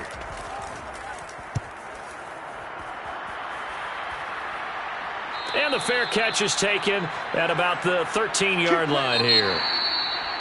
A big offensive explosion helped leading them to victory. And the defensive guys, they're just saying, hey, put those points up every week. We'll just keep winning. They will gratefully accept them, won't they? It makes their job that much easier when they're scoring that many points. Allows them to play with a totally different style and a different flow. So for the Lions, the win gets them a step closer to 500 at 5-6. And they'll get a few extra days to get ready for next week, where they take on the New York Jets. Meanwhile, for Miami, it's starting to look like it won't be their year as they drop to 5-6. And they'll try to get back on track next week as they head up to Orchard Park to take on the Buffalo Bills.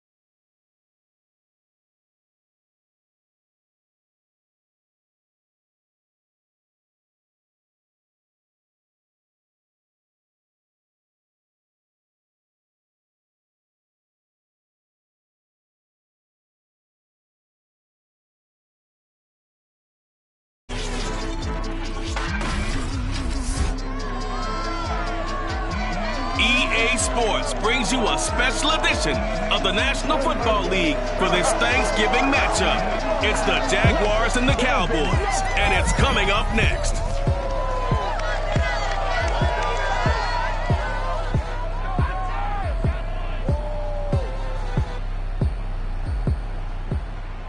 Just a gorgeous fall afternoon in the heart of Texas. No weather to speak of. Sun out, roof open.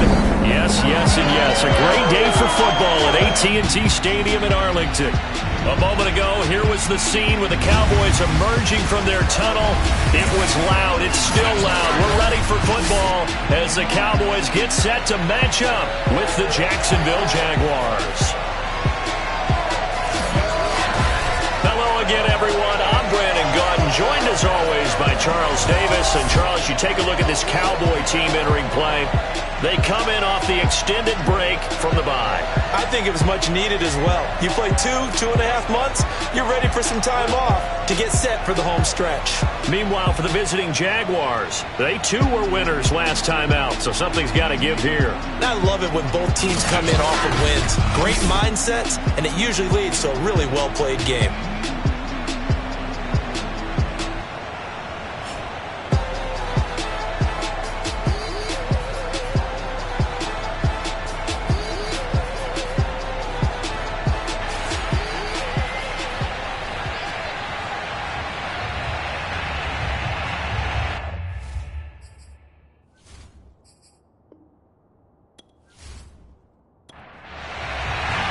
It's a tradition that began in 1966, and off we go on a Thanksgiving afternoon in Dallas. And this will not be returnable. It's out of the back of the end zone for a touchback. So here's the first drive now for the Jags.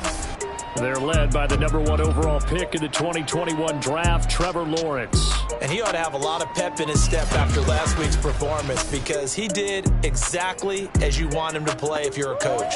3 touchdown passes, 0 interceptions, which usually means you're making a lot of right decisions out there. And got him the win. A play fake for Robinson. Now Lawrence. And he will go down. A Cowboys sack. DeMarcus Lawrence in there to get him, and on the season now, that is 9 sacks for him. Well, if they have any thoughts of coming in here and getting this road victory, that's not the way to start it out on the first play of the game. Yeah, one thing you always say when you go on the road, take the crowd out of the game. They actually brought the crowd into it by permitting that sack right out of the gate. So that complicates things a bit here. 18 yards to go now on second down. They'll run for the first time with Travis Etienne. And for a second straight play, that Cowboy defense gets him to the ground behind the line of scrimmage. They lose 2 on that last play, so things get even tougher. 3rd and long coming up.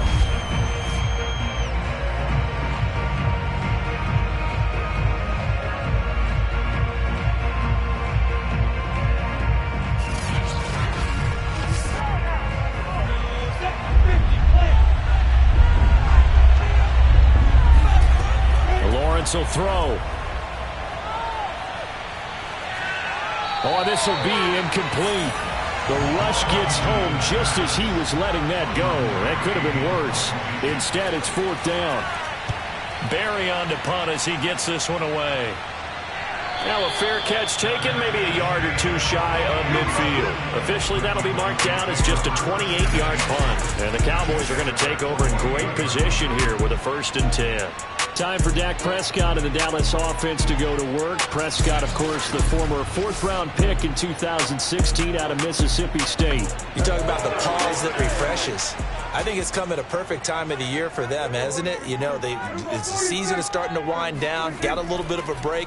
But how about the guy calling the signals? He's got to be excited about that because now he didn't just get a game plan for 1 week. He's able to work on it for 2 weeks. I can't wait to see if they have anything special in store for him today. A gain of 3, 2nd down.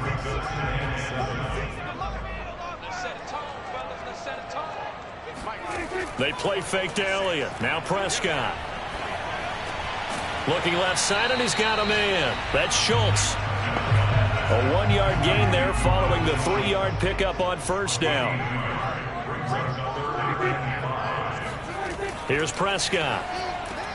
And there is Amari Cooper, his first catch. They get only 4 that time as that leads us to a 4th down. How about this for an opening drive decision? You got 4th and short, just outside of field goal range in all likelihood. What do you do? I'm going for it. I've got to go get it right now. I want to establish a tone. It's early in the game. I want to let my offense know that I believe in them. And you know something else? I let my defense know I believe in them also by taking that gamble. If we don't get it, it's okay. You guys will cover for me. Prescott to throw on 4th. And he will find his man on the outside. From the 34 now, here's 1st and 10. 1st and 10. Elliott running right. And he'll get a little over 2, maybe a full 3 down to the 32-yard line. The last run good for 2. Here's 2nd and 8. Looking to throw. Prescott. He's got a man complete. It's Amari Cooper. Only 3 yards on the catch. It's 3rd down.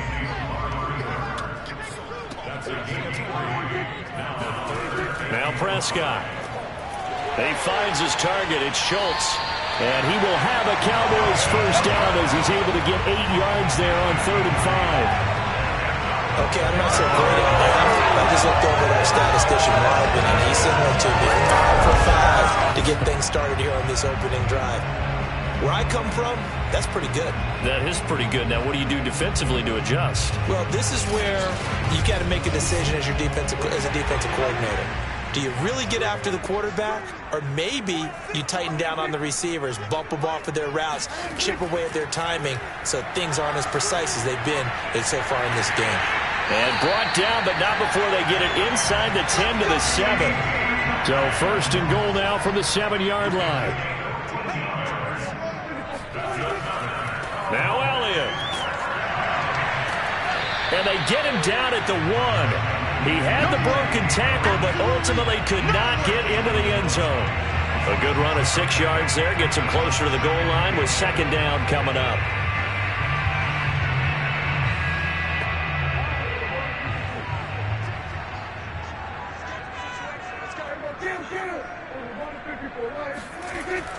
Again, it's Elliott. And this time they were waiting for him as he'll be knocked down before he can get back to the line of scrimmage. Officially, it will go as a 1-yard loss, and that's going to lead to a 3rd down. That's a nice example of good team defense right there. Ball was snapped at the 1-yard line. They knocked them back and caused a loss. But you notice they were trying to find any type of a gap to run through. Wasn't one available, and they stuffed the play right there in the middle of the field. Three tight ends up front here. 3rd and goal. Prescott. And he's going to be swallowed up and taken down. Sacked back at the 5-yard line. Only a 3-yard loss there on the sack, but more importantly, it leads to a 4th and goal. A CD, you know, so often we talk about quarterbacks holding on to the ball too long. Well, we can't say that there. He had no time to do much of anything. Yeah, this time it's going to come from the middle linebacker because watching the lineman, it seemed to me that they thought he was going to drop back into pass protection, but he surprised them and came on the blitz instead and had a pretty clear run to the quarterback. And if you're wondering how quick a quarterback's decision-making needs to be, and Next Gen Stats says that play took all of 2.8 seconds from beginning to end. Well, I don't know if they would have gone for it on 4th and goal anyway, but the sack on 3rd down pretty much made their mind up for them. You're exactly right about that, and this is a tough place on the field to take a sack because, as you just noted, it took the decision-making away from them. Now they have to go for a field goal instead of potentially going for it. So time to see Jacksonville again on offense for the 2nd time here in this game. And they'll certainly be trying to do better than that first drive where they went 3 and out. And sometimes the first drive is just simply to settle nerves. You know what it's like at the start of a game with the emotion, guys are a little bit jumpy. You do. Oh, you understand the same way. Just like us calling one, right? Making sure we ease into the game, let it come to us. Well, you went 3 and now they have that opportunity. No, you didn't go 3 and out. I went 3 and out on that first drive. I'll try to do better here.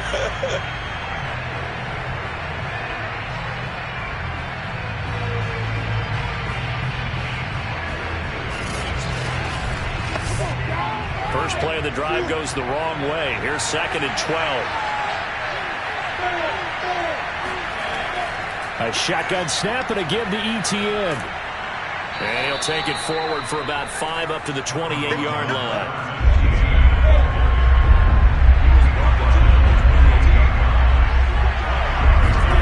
On 3rd down, Lawrence. This is caught by Robinson. And he is going to have a Jags first down as they're able to get the 3rd down conversion.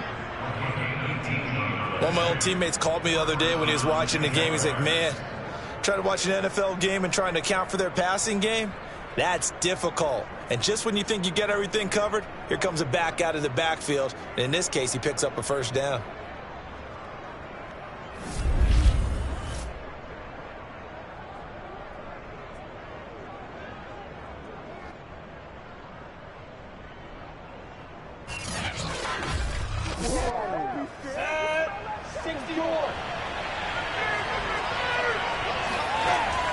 On first down, Robinson. And nothing doing. He's immediately taken down at the line of scrimmage. No gain on the play. It'll be 2nd down. Now Lawrence. Oh, hit as he throws there, incomplete. The threat of a 2nd straight punt to start the game is looming as they come up 3rd and 10. Here's Lawrence. Looking downfield for Jones. And this is incomplete. Oh, it looked like he had a pretty good line on that one. That would have been a big play. But he could not pull it in. Well, they certainly came out firing in this one. And while that one was, I can't imagine that'll be the last shot that they take in this game. Here's Jordan Berry now as he'll kick it away for the 2nd time. Oh, it's a wobbler here. A call for a fair catch, and it's made at about the 23-yard line. A special teams mistake there, no doubt. Just 26 yards officially on the punt. And the Cowboys will take over the football with a 1st and 10. 2nd drive forthcoming here for the Dallas Cowboys. And, you know, it's certainly a lot of football left to play. We're not into December yet, but right now where we stand, they're in first place in their division, looking really good and looking to be a threat come January. And are you one of those early holiday shoppers, partner? Are you one of those guys get your list done? Because I think about what every team has on their holiday shopping list right now. What's the number 1 goal? Make the playoffs. Number 2, win your division. Number 3, and I think the biggest goal of all, Try to get the #1 seed so you get that first-round bye and ensure you don't have to go anywhere in January and hopefully get to the Super Bowl that way. So in Jacksonville territory now. Here's a 1st and 10 at the 48-yard line. And he's going to take this ahead for right around 3 yards, but no more than that. 2nd down. Well, this defense for the Jaguars, they were quite formidable in the win over Philly a week ago. It was a little bit enlightening talking with the defense coordinator about their performance last week because the feeling was that it was a good, solid performance. They did what they needed to do to get the job done and get the win, but definitely a few lapses that they're looking to correct. So many times in my career, I've heard coaches talk about completions are one thing, but as long as we're there at the catch and we get guys on the ground, we can live with that. But if you're going to give up 10, 12, 15 yards after the catch, then your defense is going to be in a lot of trouble. Expect this from the visiting team when playing indoors, but not the home team. They're supposed to get all the advantages, right? The home crowd's supposed to help them. They forgot where they were, perhaps. Prescott now. He finds his man, complete. It's Schultz. They'll be brought down on the 30-yard line after a gain of 6. So the offense a little antsy. The flag comes out, and a 5-yard penalty. Maybe anticipating a blitz, and they jumped. Yeah, and if we saw it, you know that they saw it. The bad guys might have been coming on that play. Had to pick them up, and they jumped. Throwing, Prescott. His throw incomplete. An incomplete pass on that last play, and that means they'll need to come up with something here on 3rd down. And again, it's Prescott. And he'll be hit as he releases it, and that'll fall incomplete. Jacksonville's pass defense holds serve. 4th down. They're bringing a lot of pressure here already in the first quarter. Already sacked him once. Now they get in there and knock another one away. You think maybe that Tucker rule being gone makes defenses a lot bolder? Yes, indeed. That time, lucky that the arm was going forward. Incomplete pass. And this one is no good. He missed it. And this score will stay right where it is. Everything looked good. Good snap, good hold. Sometimes, though, the ball just doesn't want to go where you want it. And this one winds up no good.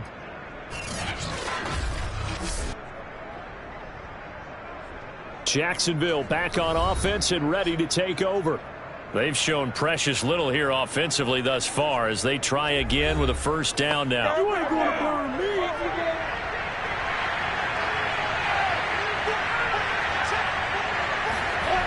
Looking to throw, Lawrence.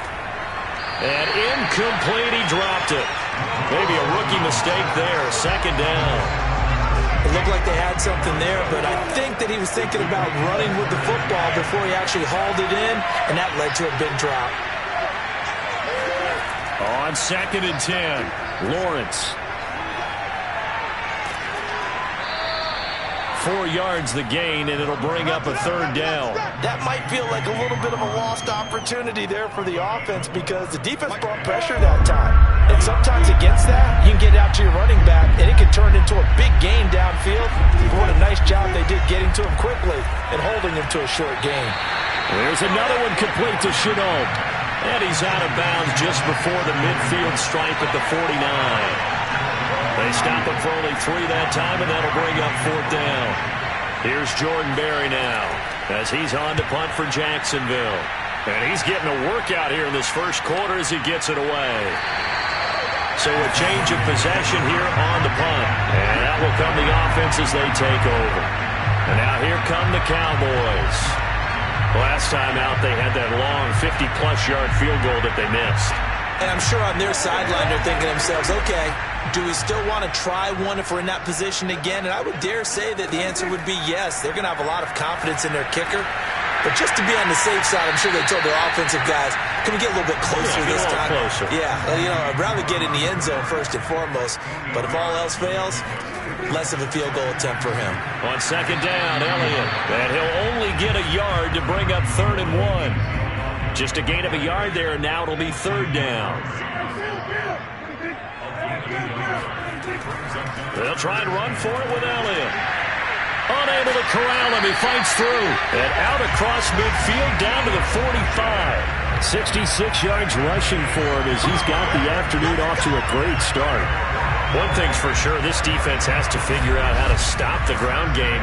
He's eating them up here in the first quarter. It looks like they have to go to different forces, aren't they? The conventional things aren't working too well. So I remember a coach of mine saying way back when a back's having a great game, you've got to get the ball out of his hands. See how far he can run without the ball. And what he meant was take him, because maybe you can't just stop him with just regular. And he can't find a receiver, and he's brought down. Caleb Chason came in there hard on the blitz and got him down 9 yards behind the line of scrimmage. Pressure can come from all over when you're plotting a defensive strategy. On that particular play, it just came from the outside.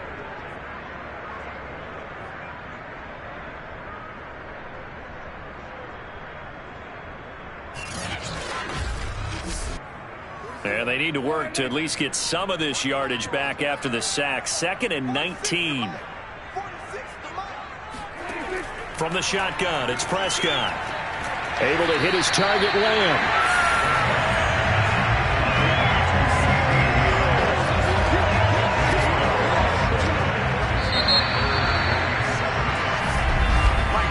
Three 0 after one on EA Sports. Start of the second quarter, and it's the Cowboys in possession. The Cowboys on 3rd down, 2 for 5 to this point. This is 3rd and 7. Here's Prescott. They'll set up the screen to Elliott. Powering forward. And past the 35, he'll be dropped a yard or two shy of the 30. Well, they've certainly done a nice job spreading the ball around on this drive. This time he gets it out to his back, and it's another nice play and another first down. They've got the defense on their heels a little bit. They're reacting instead of being aggressive and making plays.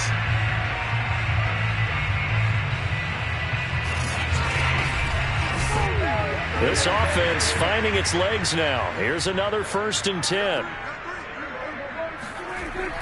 Now back to the ground with Elliott. DeJuan Smoot with the tackle. 2nd and 5.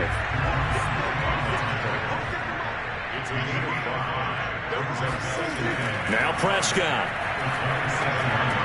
He finds his man complete. That's Schultz.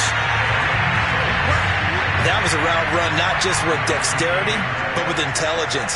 Found the hole in the zone, made sure the quarterback saw him, and was able to make the sure catch and put the down marker back to 1. And nothing much materializing there on the first down run. He'll get a couple, and that's it.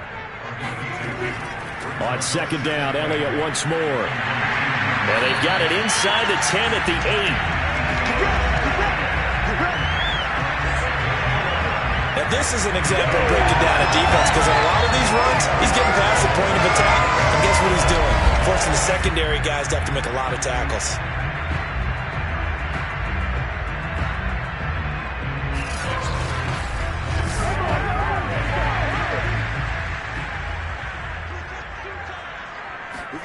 Prescott to throw it. Pass incomplete. You've always been very good about checking my math. Am I correct? That's the first time that it's been incomplete when they've thrown it to him? Yes, he had caught every other ball coming his way. So they feel like they've got something really... And he's going to be dropped. Back at the 15-yard line. Randy Gregory just would not be denied. That's a loss of 7. If you rank one from the bottom in statistics, that's usually not good in this league. And this team, one from the bottom in sacks, but somehow they've got 3 in this game. What's going on? I know, they're 31-32. They better be careful, or they're going to be top 30 in the league. They've been denied touchdowns in the red zone twice already. Here comes 3rd and goal. To throw is Prescott. And probably the wise decision there. No one open. He just throws it away. And that keeps the field goal on the table as it's 4th down. Seibert able to knock this one through. And that will double their lead as it's up to 6. So a nice kick there as they add 3 to the lead. And from what I've seen so far, Brandon, I think they've been the better of the two teams here in the first half. So even though you want the touchdown, I think that's a nice job there to put 3 points on the board. Taken from about the 12. And he brings us out past the 20 to the 24. Come on now, let's go. James Robinson and the rest of the Jags offense set to go to work once more. And for him, it's been pretty limited involvement down on the scoreboard. Maybe time to turn to this guy. And you know me well. Winning games to me means starting with the running game and continuing to press the running game. Maybe you go away from him a little bit now, but the bottom line is he hasn't touched it enough to make a difference. Well, they haven't established that running game yet. The question is, will they? He had to fight that time. Ran through one tackle, but ultimately he's only going to get back to the line of scrimmage. Officially nothing on that last run. They'll try again, 2nd and 10. Now Lawrence. He'll drop this one off with Etienne. And he gets this up just shy of the 30 to the 29 before he's out of bounds. 5 yards. Now it's 3rd and 5. Here's Lawrence to throw. And this pass broken up. Excellent coverage there on 3rd down, as that was not an easy one to hold on to. I know this offense was expecting to do big things, but it certainly hasn't turned out that way, at least not through the first 3 drives. They're definitely going to have to put their heads together and start concocting some offense that'll move the ball downfield. Here's Jordan Berry now as he's on to punt for Jacksonville.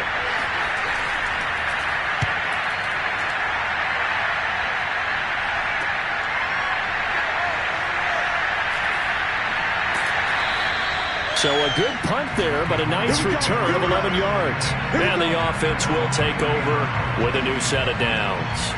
Let's see what our player spotlight feature has in store with Dak Prescott. And maybe he's starting to wave the white flag a little bit. He's playing pretty well, but the pressure, it's got to him. Has to find a way to step around it, step through it, or just handle it. Because, as you mentioned, he's having a pretty good day overall. Just the hits keep coming and taking those sacks. That's not the way that they want to finish a ball game with their quarterback on the ground so much. Now, he'd like to stay upright. When he's been upright, he's been pretty good. And he'll be taken down, but not before he gets into enemy territory. 97 yards rushing for him so far as his terrific season continues here. A tough run by Ezekiel Elliott, the 4th overall pick in the 2016 draft. If you watch tape of him in college, you saw plenty of those runs, because I know the highlights showed him in the open field breaking away from people, but that's how he wore down defenses, those exact type of runs.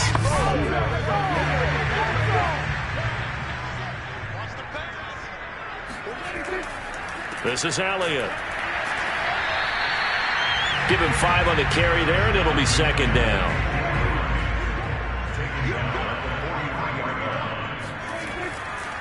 The give is to Elliott. And he gets it inside the 35 and just shy of the 30. I'm not sure how much more evidence they need, Parker, than to understand that if they don't start to slow him down, it's going to be a long afternoon here at the stadium, because he is just shredding them at this point. And let's face it, coming into the game, they knew he would be the focal point of their attack. This is going to take an 11-man unit on the defensive side to start making plays.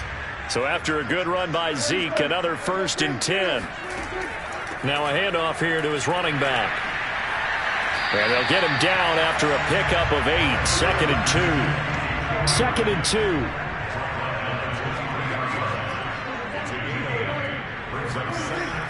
They go back to Elliott. He's been busy. And on this one, he'll get to the 15, right at the 15-yard line. We use the word relentless a lot with guys who are aggressive on the field. In this case, it really fits, doesn't it? How about his ability to break tackles and his feet never stop moving?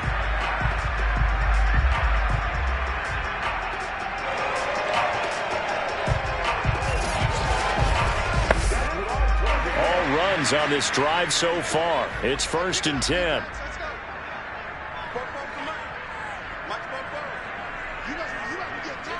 You know, from the red zone now. Prescott. He finds his man, complete. It's Schultz. This will be stopped about 2 yards shy of the marker. 8-yard gain, 2nd and 2. Throwing again on 2nd down. Prescott throwing the out route, incomplete. It's Lamb. A little football 101 there. You just see the receiver try to run down the defender, meaning he goes right at him and really trying to move him a little bit towards the center of the field so he can put his foot in the ground and break to the out, to the sideline, and make a catch. A kicker fest so far, all points via field goals. They're hoping to change that right here. And they'll turn to the power game to try to get in. And he'll get it down close to the goal line, but not quite in. That gets him 3 yards closer here as it brings up 2nd and goal. Elliott. And he is into the end zone for a Cowboy touchdown. Ezekiel Elliott, his 14th touchdown now on the year. And the Cowboys will add on to their lead. Everybody in the stadium knew what they were going to do right there, CD. 3 tight ends on the field, all that extra bulk, and they run it in. And you saw where that one went, right? You run it over your best blocker. I can just see the head coach right now. I want to run this one over the big boy. And they got it done. Austin Seibert on for the extra point. And he's got it to make it now 13-0. So that drive consumes 9 plays all told. And it culminates in a touchdown run by Ezekiel Elliott. Set now to kick this one away, and off it goes. Taken from about the 12. And he returns this to the 22. Let's go, baby.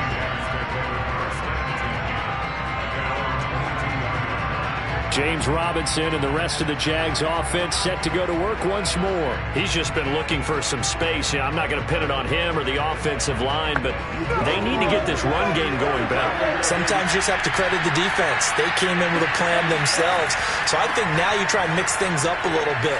Get the ball in the hands of some other people, find some other playmakers, but always let the defense believe that he's still a threat. I was going to say, don't forget about him. No, don't take him totally out of the game.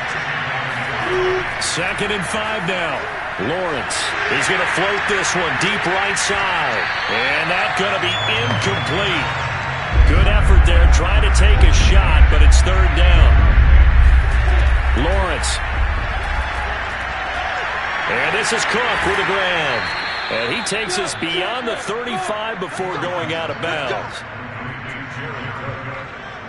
Well, a lot of times when you get a manageable 3rd down situation like this, you have to think about your tight end, and he comes through for him, picking up the 1st down.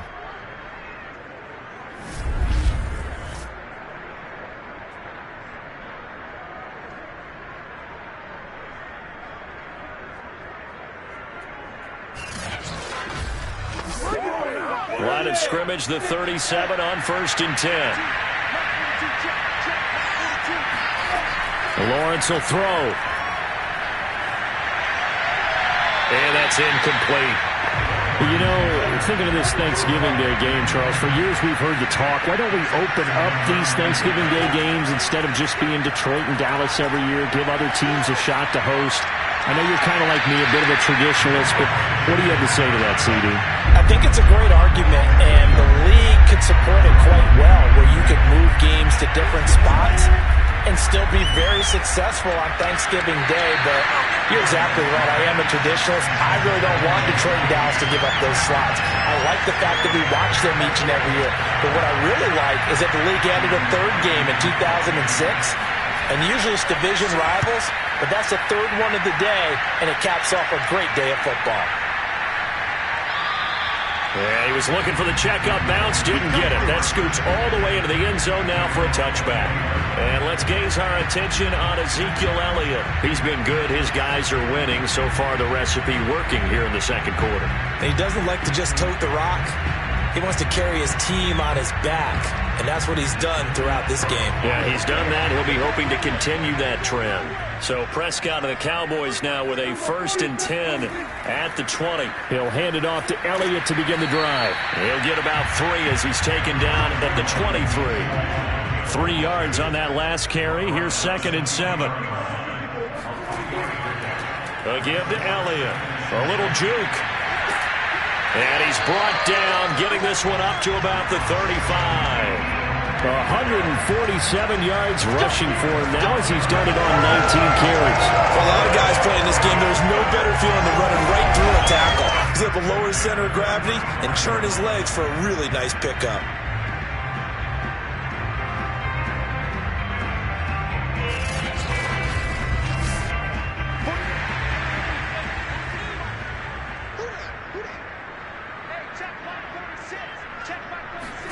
Prescott on 1st down. Quick hitter here. It's complete. And that's good for a pickup of 10 yards. And that'll make it 2nd and a foot or so. A 20th carry here for Elliott. And he's able to take it across midfield before going out of bounds. So in Jacksonville territory now. Here's a 1st and 10 at the 49-yard line. They'll run with Elliott. And down to the 44, 5 yards that time. After the pickup of 5, here's 2nd and 5. Draw play, Elliott. And he'll go down here at the 35-yard line. Yeah, once more, strong running. Excellent blocking at the point of attack. Look at that nice little drive brewing right here.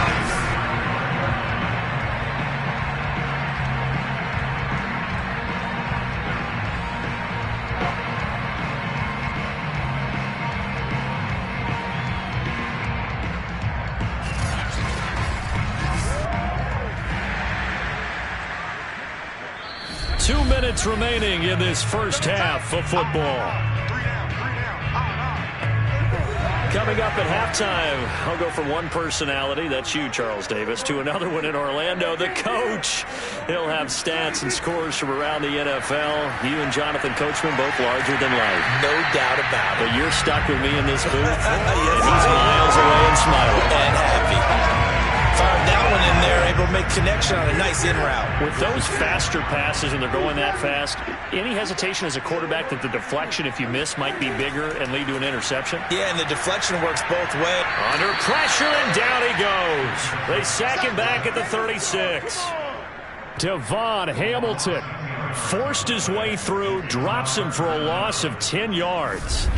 So, Charles, no turnovers yet for this offense, but those sacks now, they're starting to pile up. And one thing usually leads to another because they've got to figure out how the offensive line and everyone else involved in protection can keep their quarterback upright and allow him a chance to throw the ball downfield. They'll need a big play here, will Dak and the Cowboys after the sack. It's 3rd and long. He'll find Lamb. That's complete. The Jaguars going to go ahead and use their first timeout, as they'll stop it with just over a minute to go before halftime. And the move from Mike McCarthy is going to be to keep the offense on the field here on 4th down. They're going for it. And he will have a first down at about the 21-yard line. Now a timeout called for by the offense, as they'll stop it with a tick under a minute to go before half. On 1st and 10, Prescott. Over the middle, hauled in by Lamb. The Cowboys going to use their 2nd timeout now, as they get the stoppage with a little over 50 seconds to go in the first half. Out of the gun, here's Prescott. And this ball is caught by Lamb. Touchdown, Dallas. CeeDee Lamb, his 3rd touchdown now on the year. And the Cowboys, they push out in front further. That score that they just gave up there, that's a tough one for their defense to swallow because they've had a tough time through the first 2 quarters. They really were determined to get a stop there, unable to do so. That makes their comeback hopes that much more difficult. Seibert on for the PAT.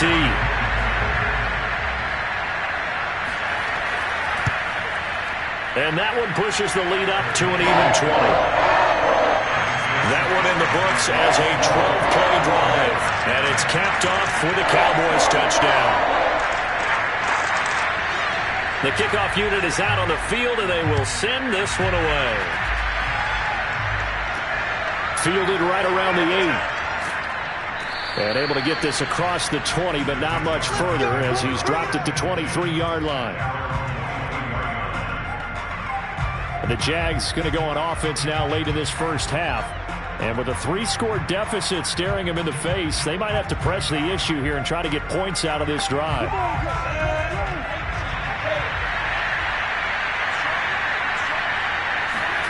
Now Lawrence on first down.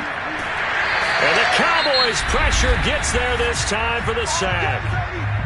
Now the Jags will use the second of their timeouts as they'll stop it with just over 40 seconds to go in the first half. After the sack on first down, Lawrence looking left side. It's complete. He's got it. Now you've got to hustle your guys to the line and get them set.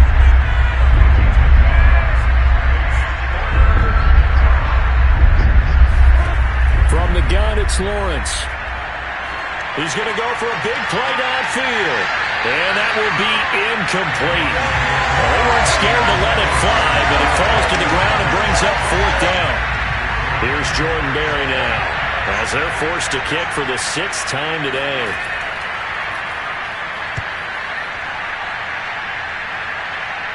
And a fair catch taken back near about the 35, 36-yard line. About set for this next drive by the Cowboys offense. And with 7 seconds remaining, not much time to really do anything. And an anxious moment or two there, but they do get him down. And with just 1 second remaining in the first half, they'll call the timeout.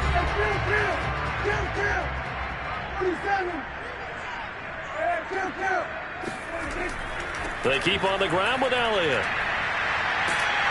And the result here, a pickup of 8. Leaves him with 2 to go on second down. So we've hit halftime on Turkey Day here in Dallas. As we'll get you over to Orlando, where standing by is Jonathan Coachman. He has our EA Sports Halftime Report. All right, Brandon, thanks very much. Happy Thanksgiving once again from our gang here in Orlando to yours.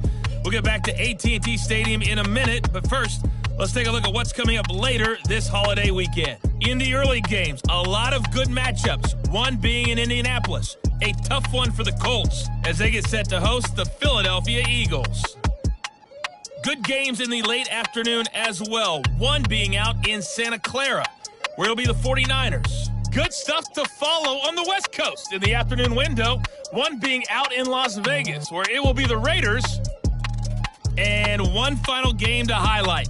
We wrap things up on Monday Night Football, and they've got a good one this week between the LA Chargers and the LA Rams.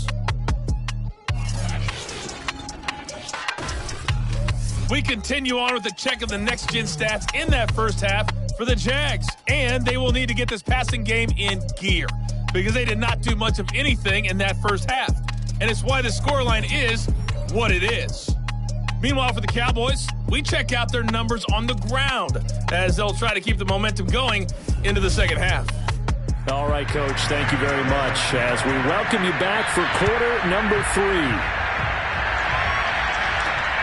This taken in at the goal line. And beyond the 20, but not by much. In fact, just a yard pass there to the 21. Out come the Cowboys now as they'll go on offense first here in this third quarter. And they've got the lead, CD. What do you expect from them in this second half? Well, I liked what they were able to do on the ground in the first half because they had a lot of success running the ball, and I certainly think we'll see more of that. But I'd keep an eye on that defense, and I think their coaches up in the box will do the exact same thing. If they start to see 1 or 2 guys start to creep towards the line of scrimmage, that'll be licensed to take some shots downfield. 2 yards the loss, 2nd and 12. And that's where this defense is going to need to do more in the second half. Good pressure that time, forces some indecision in the backfield. He's going to wind up being taken down for a nice loss.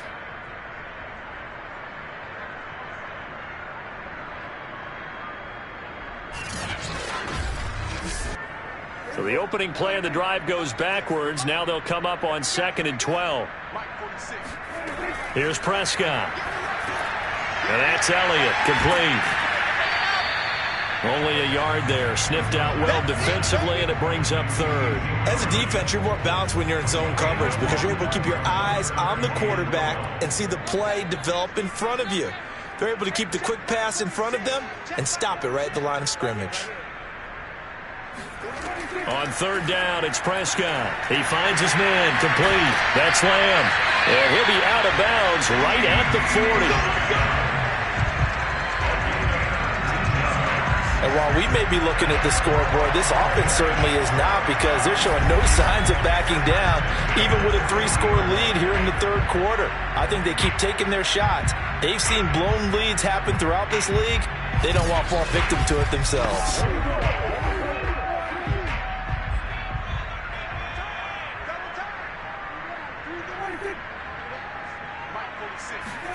Prescott looks to throw on first. That is caught by Lamb. Yeah, he's going to be out of bounds, but not before he takes it inside the 40. He's been a busy man here in this one, and they're showing off some nice footwork to stay in bounds. And with those types of catches and the volume that we've seen in this game, wouldn't you keep him busy as well? I would. Of course. You got to keep throwing it to him. He keeps making plays. So 1st and 10, and if they score on this drive, might have to start digging in our second half blowout material.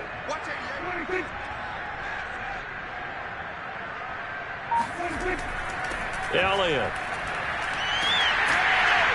And he'll take it down to the 30-yard line. 8 yards the tally on that first down run. Here's 2nd and 2. Prescott down. They're looking for Lamb, but it's intercepted. Shaquille Griffin with a pick. And the Jags force the turnover. They'll take over at their own 27. So it was a drive that had real promise here to begin the third quarter, but ultimately derailed by the INT. And that was the position you wanted to be in, coming out to start this third quarter, get a nice drive going, looking for the end zone. Possibly got a little bit too greedy right there. Here comes the Jags offense now. Time for their first possession of half number 2. And they just got a little help from their defense forcing the turnover. Now can they make that pay off in points? They need to, partner. They're down on the scoreboard. Need to take advantage of those opportunities, and this is a good one right in front of them. They'll start on the ground. ETN. And not a whole lot doing there, so he'll get it up to about the 28-yard line. Here's 2nd and 9, just a yard on that last run. From the shotgun, Lawrence. And that'll fall incomplete. He was hit just as he let that go. And now it's 3rd down. On 3rd down, Lawrence. They'll try and set up the screen to ETN. And they take him down, losing yardage back at the 27. They call it a loss of a yard there. And it'll be 4th down. Well, that play really didn't fool them. They completed the screen pass, but for lost yardage, a really nice play by the defense.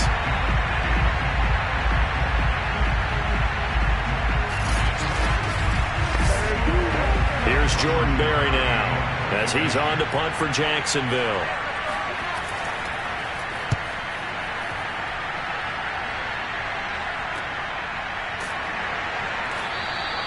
That'll be a 43-yard punt, just a single yard on the return. Dak and the Cowboy offense heading back onto the field. He's been a good game manager. They're winning here in the third quarter, but really the ground game is where it's been at for them, hasn't it? So whatever the game plan was, you just got to focus on continuing to run the football. And really that takes the pressure off of the guy throwing it around. Doesn't have to be the focal point. Hand it off, let him chew up the yardage in big plays, and your team's winning. The only people upset, the fantasy guys who may have started him at quarterback in their leagues. And we'll see if they continue with a recipe of the ground game. Now flags fly in, and one of the Cowboys looked like he got going a little early. This O-line's been great. They've got the big lead, so give them a pass there, I guess. Yeah, I would think so, because if we were grading them on their performance in this game, a lot of pluses in their boxes so far. 46 to Mike, 46. Now Prescott. Open man, right side, it's Lamb. That's a gain of 11. Would have been a first down if not for that penalty moments ago. They sure put the coverage guys in a stress on that one. They thought they were going deep. Ends up curling inside for a nice chunk of yardage.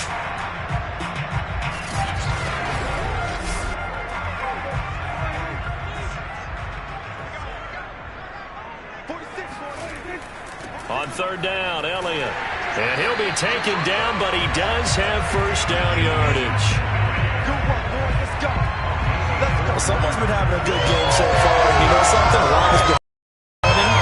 They decided to turn him loose again on third down, didn't they? They did indeed. He delivered the tough yards.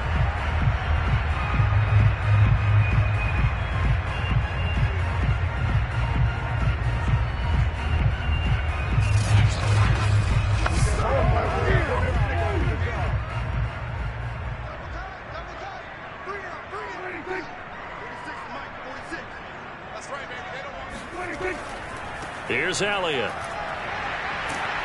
And able to break one tackle, but then quickly brought down.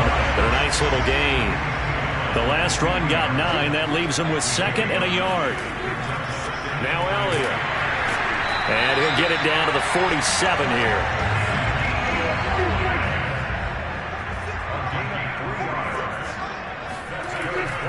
A first down carry by Elliott. And just no chance of turning the corner. He can only get back to the line of scrimmage. 2nd and 10 coming up. Prescott from the gun. He finds his target. It's Schultz. And he's going to have another first down as the tackle's made at the Jaguars' 31-yard line. That's another beautiful throw right there. Gets it to his man right in stride. And I think that throw kind of exemplifies what we've seen from this offense throughout this game. They've been in rhythm. They've been sharp. They've been on it. And they pick up another first down there. Line of scrimmage, the 31 now on 1st and 10.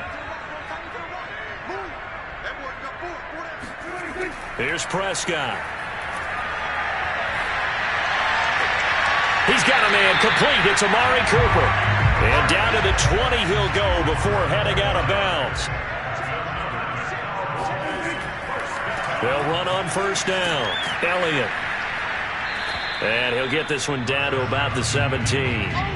The last run got 3. Now here's 2nd and 7.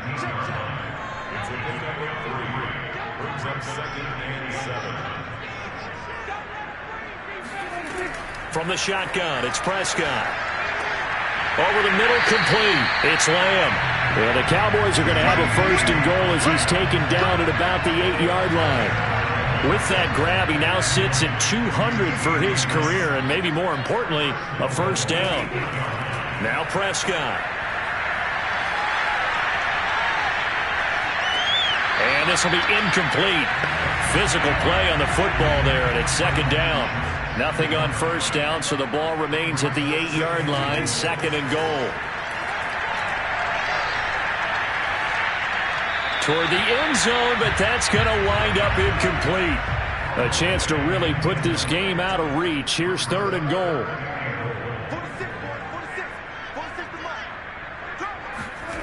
And again, it's Prescott. And that's incomplete. Down here in the red zone, you know your tight end's going to be a favorite target. Couldn't hang on. And sometimes they just have to get out of their own head because they understand how tight windows are there and how many bodies are there. And sometimes they just overthink it and don't catch the ball. Now 3 more points tacked on, and this margin getting more comfortable by the minute. And with the lead where it is, you can actually feel good about field goals. We talk all the time about scoring 6s, not 3s. But in this case, they're just looking to chew up some time and come away with points. And he'll get it up past the 20 to about the 22. And out now comes Jacksonville as they get ready to go. These guys had to punt their last possession, and that's become too familiar of a refrain. Too many of these drives just wound up going nowhere. But you know how in baseball, when the pitcher gets a base hit and he's on base, they bring his jacket out to him to keep him warm? A lot of times the punter goes to the sideline, puts on sweatpants or a wrap over his leg to keep it warm.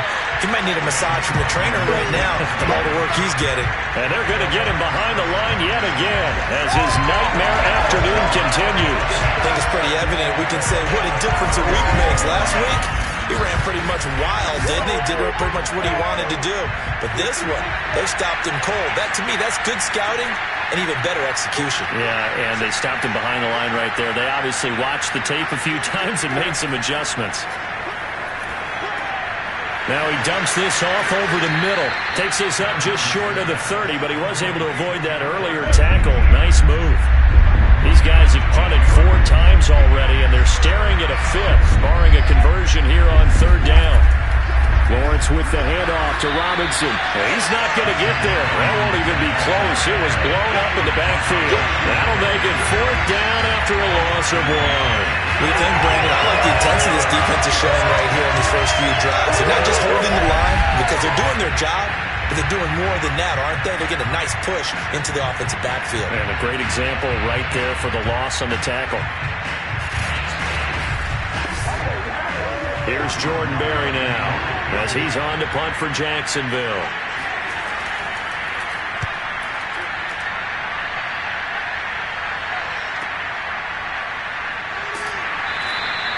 It'll be a 10-yard return following a punt of 45. And possession will switch hands, 1st and 10. Out comes CeeDee Lamb and the rest of the Dallas offense. Good day for him so far here in the 3rd quarter. He's hit pay dirt once, over 100 yards. But, hey, it's the 3rd quarter. He's thinking, I want more, right? He wants more, and it just increases the confidence of his team because every play he makes, that means his quarterback is really feeling good about throwing the football. Probably feels like he can't throw an incomplete pass when he throws it to him right now. Yeah, he's looked really, really sharp.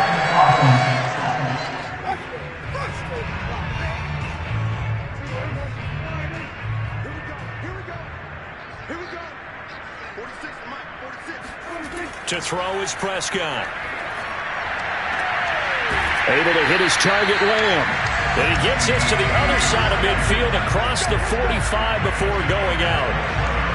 This is just more of the same. This defense has had no answer on a lot of these throws. They've let these receivers run wild, and here's another completion for good yardage.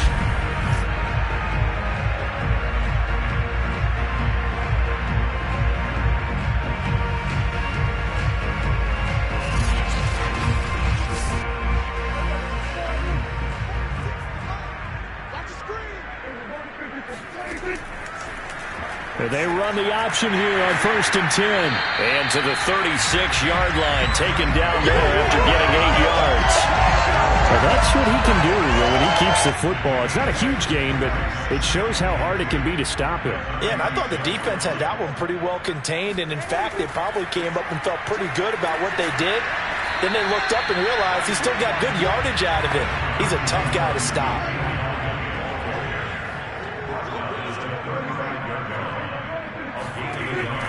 They go to Elliott again.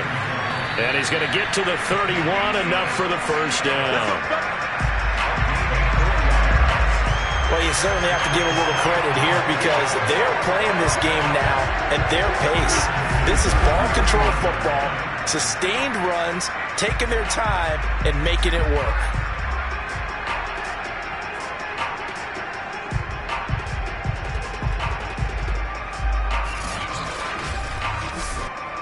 Line of scrimmage, the 31 now on 1st and 10.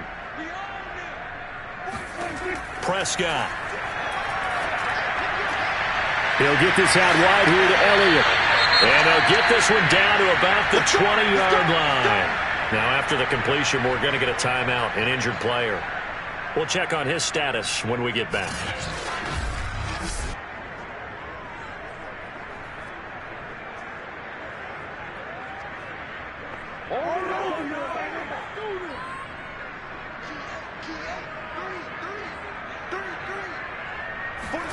From the red zone now, Prescott. A dump off to Elliott. And he'll take it down here just shy of the 15 at the 16-yard line. They'll contain him to just 4. 2nd down. Prescott to throw it. He finds his man, complete. That's Schultz. Only 3 yards on the catch. It's 3rd down.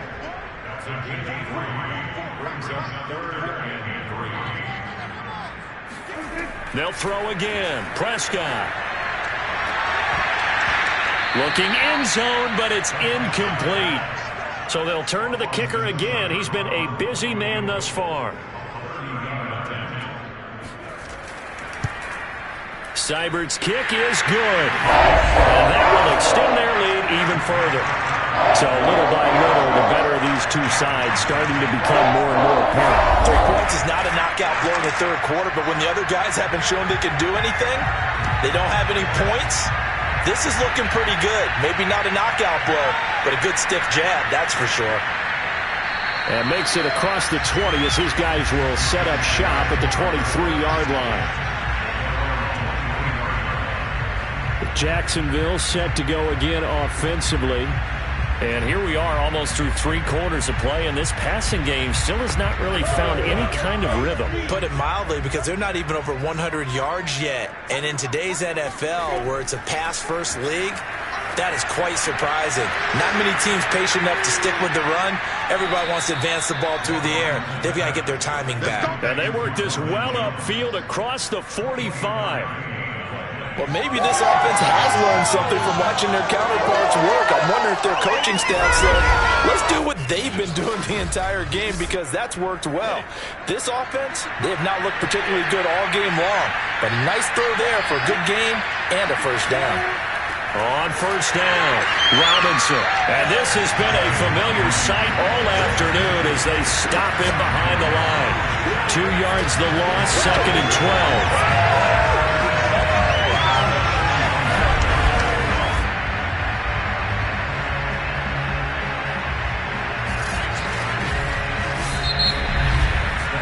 We're on to the 4th here on Thanksgiving Day. We'll return with more after this. This is the NFL, and it's on EA Sports.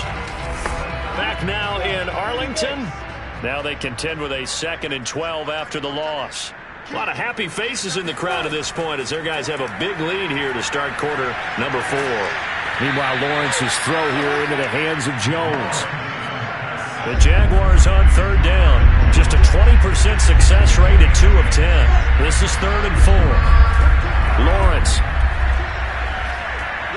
And that's complete ETN out of the backfield.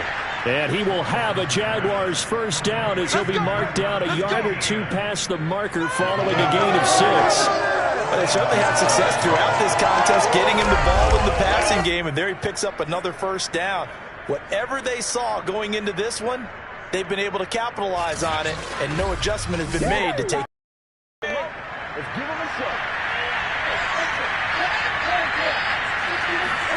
And they'll throw on first down with Lawrence. That one tipped, and it's incomplete. Oh, good hands there defensively. That's 2nd down. At this point in the game, they've got to continue to try anything they can. They're still working at it, even though this one feels like a lost cause. To throw on 2nd and 10. Lawrence. And brought in by the tight end Cook. And he's going to have another first down here as the tackle's made at the Cowboys' 15-yard line. Well, this game was decided a while ago, and that completion there is going to artificially inflate his passing numbers. So right now, the only one really applauding probably his agent as he thinks about angling for a new contract.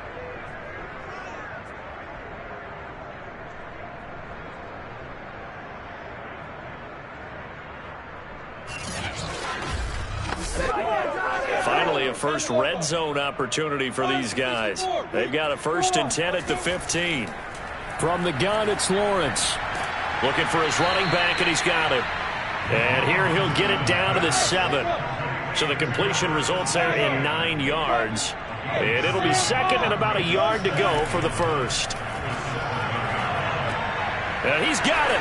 Touchdown, Jaguars. Marvin Jones. His 5th touchdown now on the year. And the Jaguars are finally on the board here in the 4th quarter. So they will get on the scoreboard here. Give them credit for that. Too little, too late, but no 0. Oh, you're going slow clap on me. Not very nice, is it? No, but they haven't been very nice on offense. It's been a struggle. Cairo Santos on to try the extra point.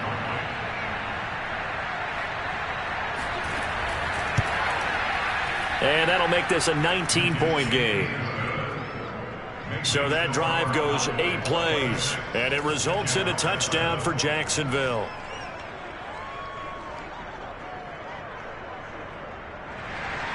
Now after the touchdown, here's Santos to kick this one away.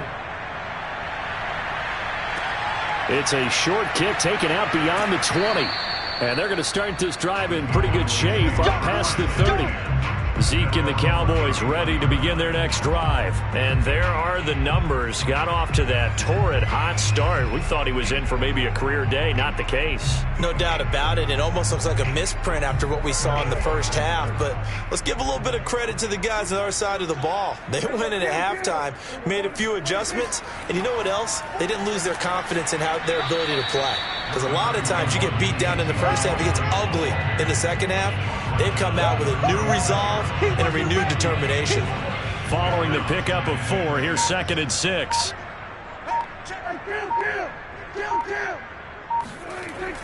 Again, it's Elliott. Give him 4 on the carry, and it'll make this a 3rd and about 2.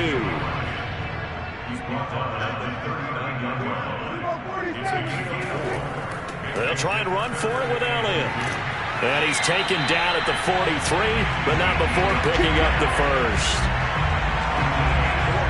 Brandon, when a defense just simply can't get off the field on 3rd down, we all know how important that down is for both sides of the ball, you often feel like you're just a step behind whatever they're doing offensively. And one of the differences in this game, no doubt, 3rd down conversion, and that is going to be a story they'll talk about after this one.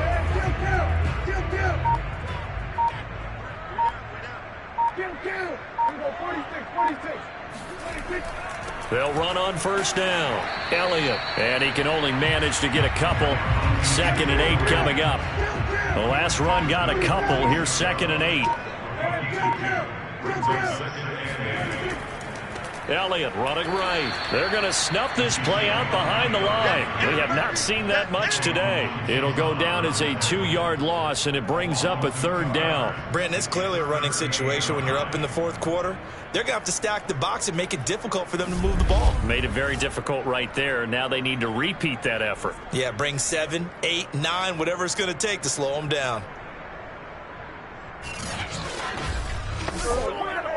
And the Jags have 5 in the secondary here on 3rd down. Play action now. Prescott. He'll get this to Elliott. They'll get only a yard out of that, and it'll bring up 4th down. Can you do any more work or make it more dramatic for not much gain than what we just saw there? Did you see how his toes got down? Tip-tap, got him down. But what did he get out of it? He sold the sizzle. He just had no steak. I mean, was it 1 yard? Yeah, plays like that, you at least expect a 1st down. They're just 1 yard. On 4th down, the punt team is on as this is sent away. Come on, fellas. Out comes the Jacksonville offense as they get set to take over here. We certainly had a sense coming in here that these guys were in for a tough one on the road. That has been how this ball game has played out. They trail big as we continue on now here in this 4th quarter. On 1st and 10, it's Lawrence. That escapes it, but he can't get away forever, and down he goes. Micah Parsons. Credit him with a sack as he buries him for a loss of 10. And when you see a quarterback retreating away from the line of scrimmage toward the other goal line like that, usually doesn't end well. You're exactly right about that. Normally, if they're moving from side to side, they've got a chance maybe to get back upfield. He was trying to shake defenders and extend the play, but it doesn't work out very well for them at all. You need those extra yards on the other side of the line of scrimmage. Now you're digging a hole for your offense. To try again after the sack, Lawrence. Under pressure again, and down he goes again. Micah Parsons dropping him for the 2nd straight play. Might want to think about blocking him here on 3rd down. So, Brandon, we sat in with a lot of coaches, and when they talk about things they want to accomplish offensively, I'm not sure that sack and sack are on their play sheet.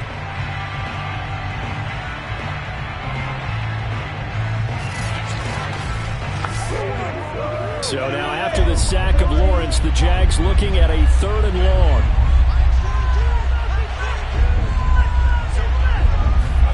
Now on 3rd and long, they'll look to throw. And unable to connect, incomplete. I'll give them credit, they took their shot, but it's going to bring up 4th down. You always think about picking up the first down, but in this case, they were thinking about something bigger. They were thinking about the home run shot and took it downfield. Unable to connect, but admire the effort.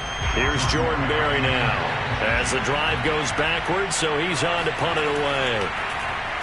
And he'll try and hurry the kick, gets it away, but it's not looking that great. Fair catch signaled for and taken, and that punt went nowhere.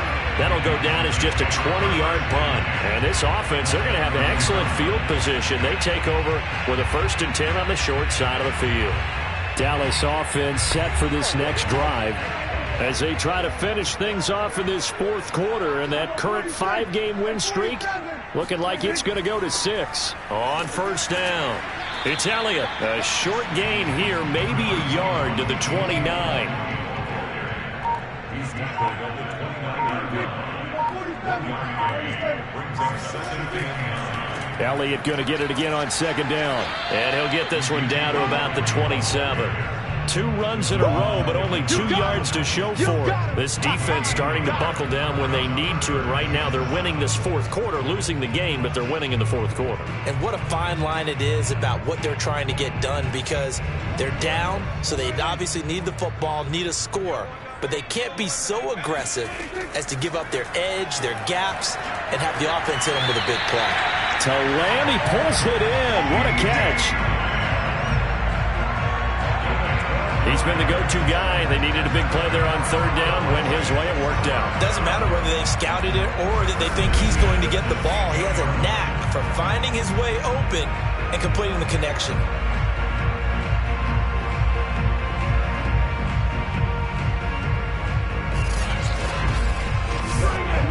So the ball down to the 16 here for 1st and 10. The give is to Elliott. And able to get him down, but he does reach the 5. Well, that's a carry they have to be satisfied with. And throughout this game, they've been satisfied with what he's given them. Whenever they've needed a big run, a 1st down, he's the guy they've turned to. And it doesn't matter what the defense thinks. They feel like they've got the confidence to keep handing it to him and keep picking up good yardage. Prescott now. Touchdown, Cowboys. CeeDee Lamb with his 2nd touchdown of the game, 4th of the year. And the Cowboys add on to their lead, and it's looking like that win streak is going to extend another week. There was no going through the progressions on that touchdown pass. Yeah, nor was it necessary. His receiver won that route early, presented himself, no reason to wait. Go ahead and put it on him and score a touchdown. Here's Seibert now to add the extra point.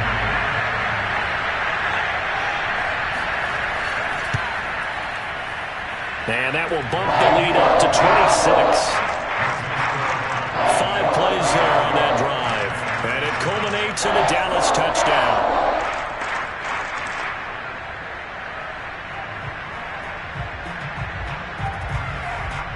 The kickoff team on the field now as they will send this one away. And this will not be returned. It'll come out to the 25. Jacksonville back on offense and ready to take over.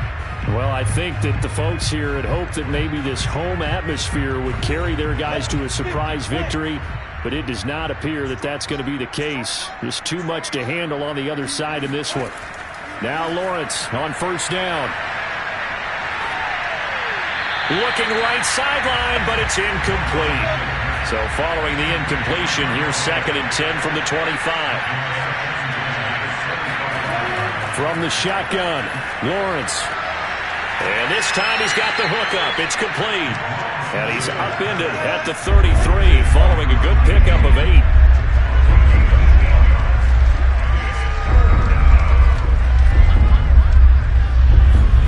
Third and 2, now Lawrence. He's going to drop this underneath for Robinson. And he will have a 1st down here at about the 40. I'm not sure that was necessarily a safety valve or a check down throw on 3rd down. Sometimes just try and find the open guy and get him the ball. He did exactly that and found a way to pick up a 1st down.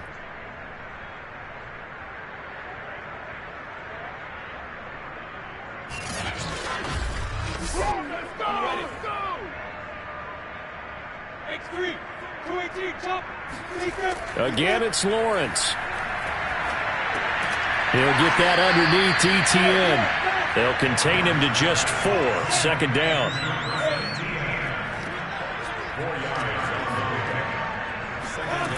Now Lawrence. And this one taken in on the right sideline, but not in the field of play. They say it's incomplete. The throw led him a little too far. It brings up third down. Looking to throw, Lawrence. Well, it just seems like all game long there hasn't been a lot of sync quarterback to wide receiver on this side of the football. They haven't been on the same page, quarterback and receivers. Heck, they haven't been on the same grease board when you draw plays up. They haven't been on the same Surface tablet that you look at on the sidelines. Nothing's worked for them. They've got to find a way to start matching each other's movements.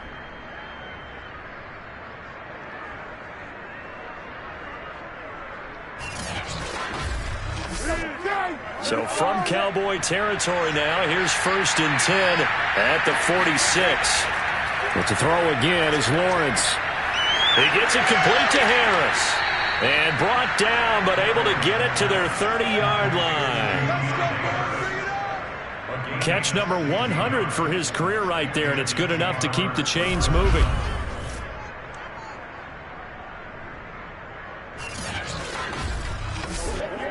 So 1st and 10 now from the 30. Now Lawrence to throw. That one complete to Joe Reed. 7 yards, the pickup there. You got the big lead defensively. Willing to give him that underneath stuff, right? And this is why you work on your tackling. Tackle them after the catch, inbounds, keep the clock running. Just go ahead and bleed the game out that way. Looking to throw again on 2nd down. Lawrence. But in the end, the pressure too great, and he goes down.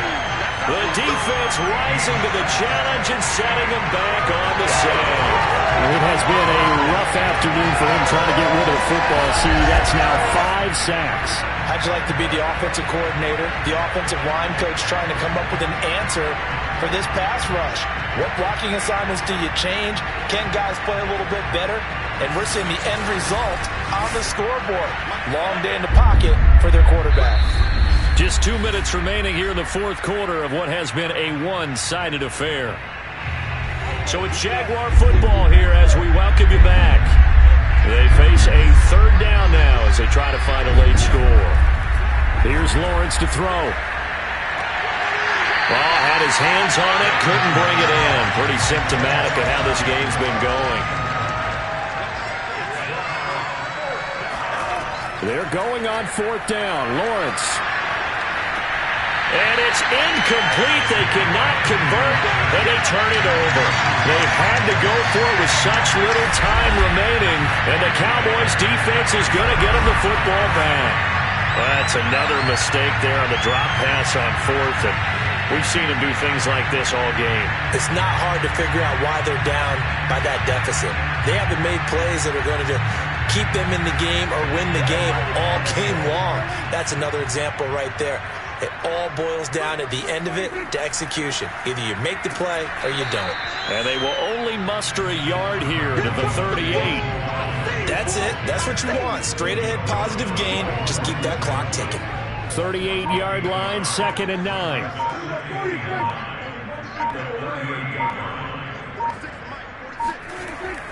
They'll keep it on the ground. It's Elliott, and maybe a measure of revenge there. He's had his way in this one, but this time they get him behind the line. It's a loss of a yard, so it's back to 3rd and 10. That was well played there defensively. 2 tight ends in the formation, which essentially gave them 7 blockers up front. Hard to imagine with all that size and beef that they could let a tackler through, but that's exactly what happened. A loss resulted. And the Jags with 5 in the secondary now on 3rd down.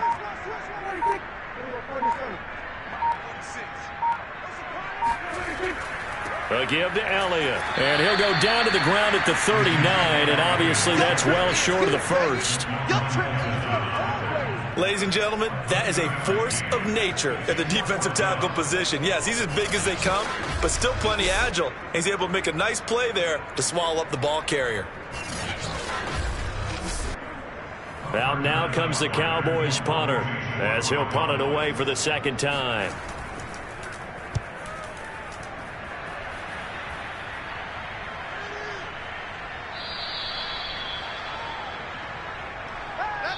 So this one will end in a victory for the Dallas Cowboys. And it was their defense that really paved the way to this victory as they allowed the one touchdown, and that was all she wrote.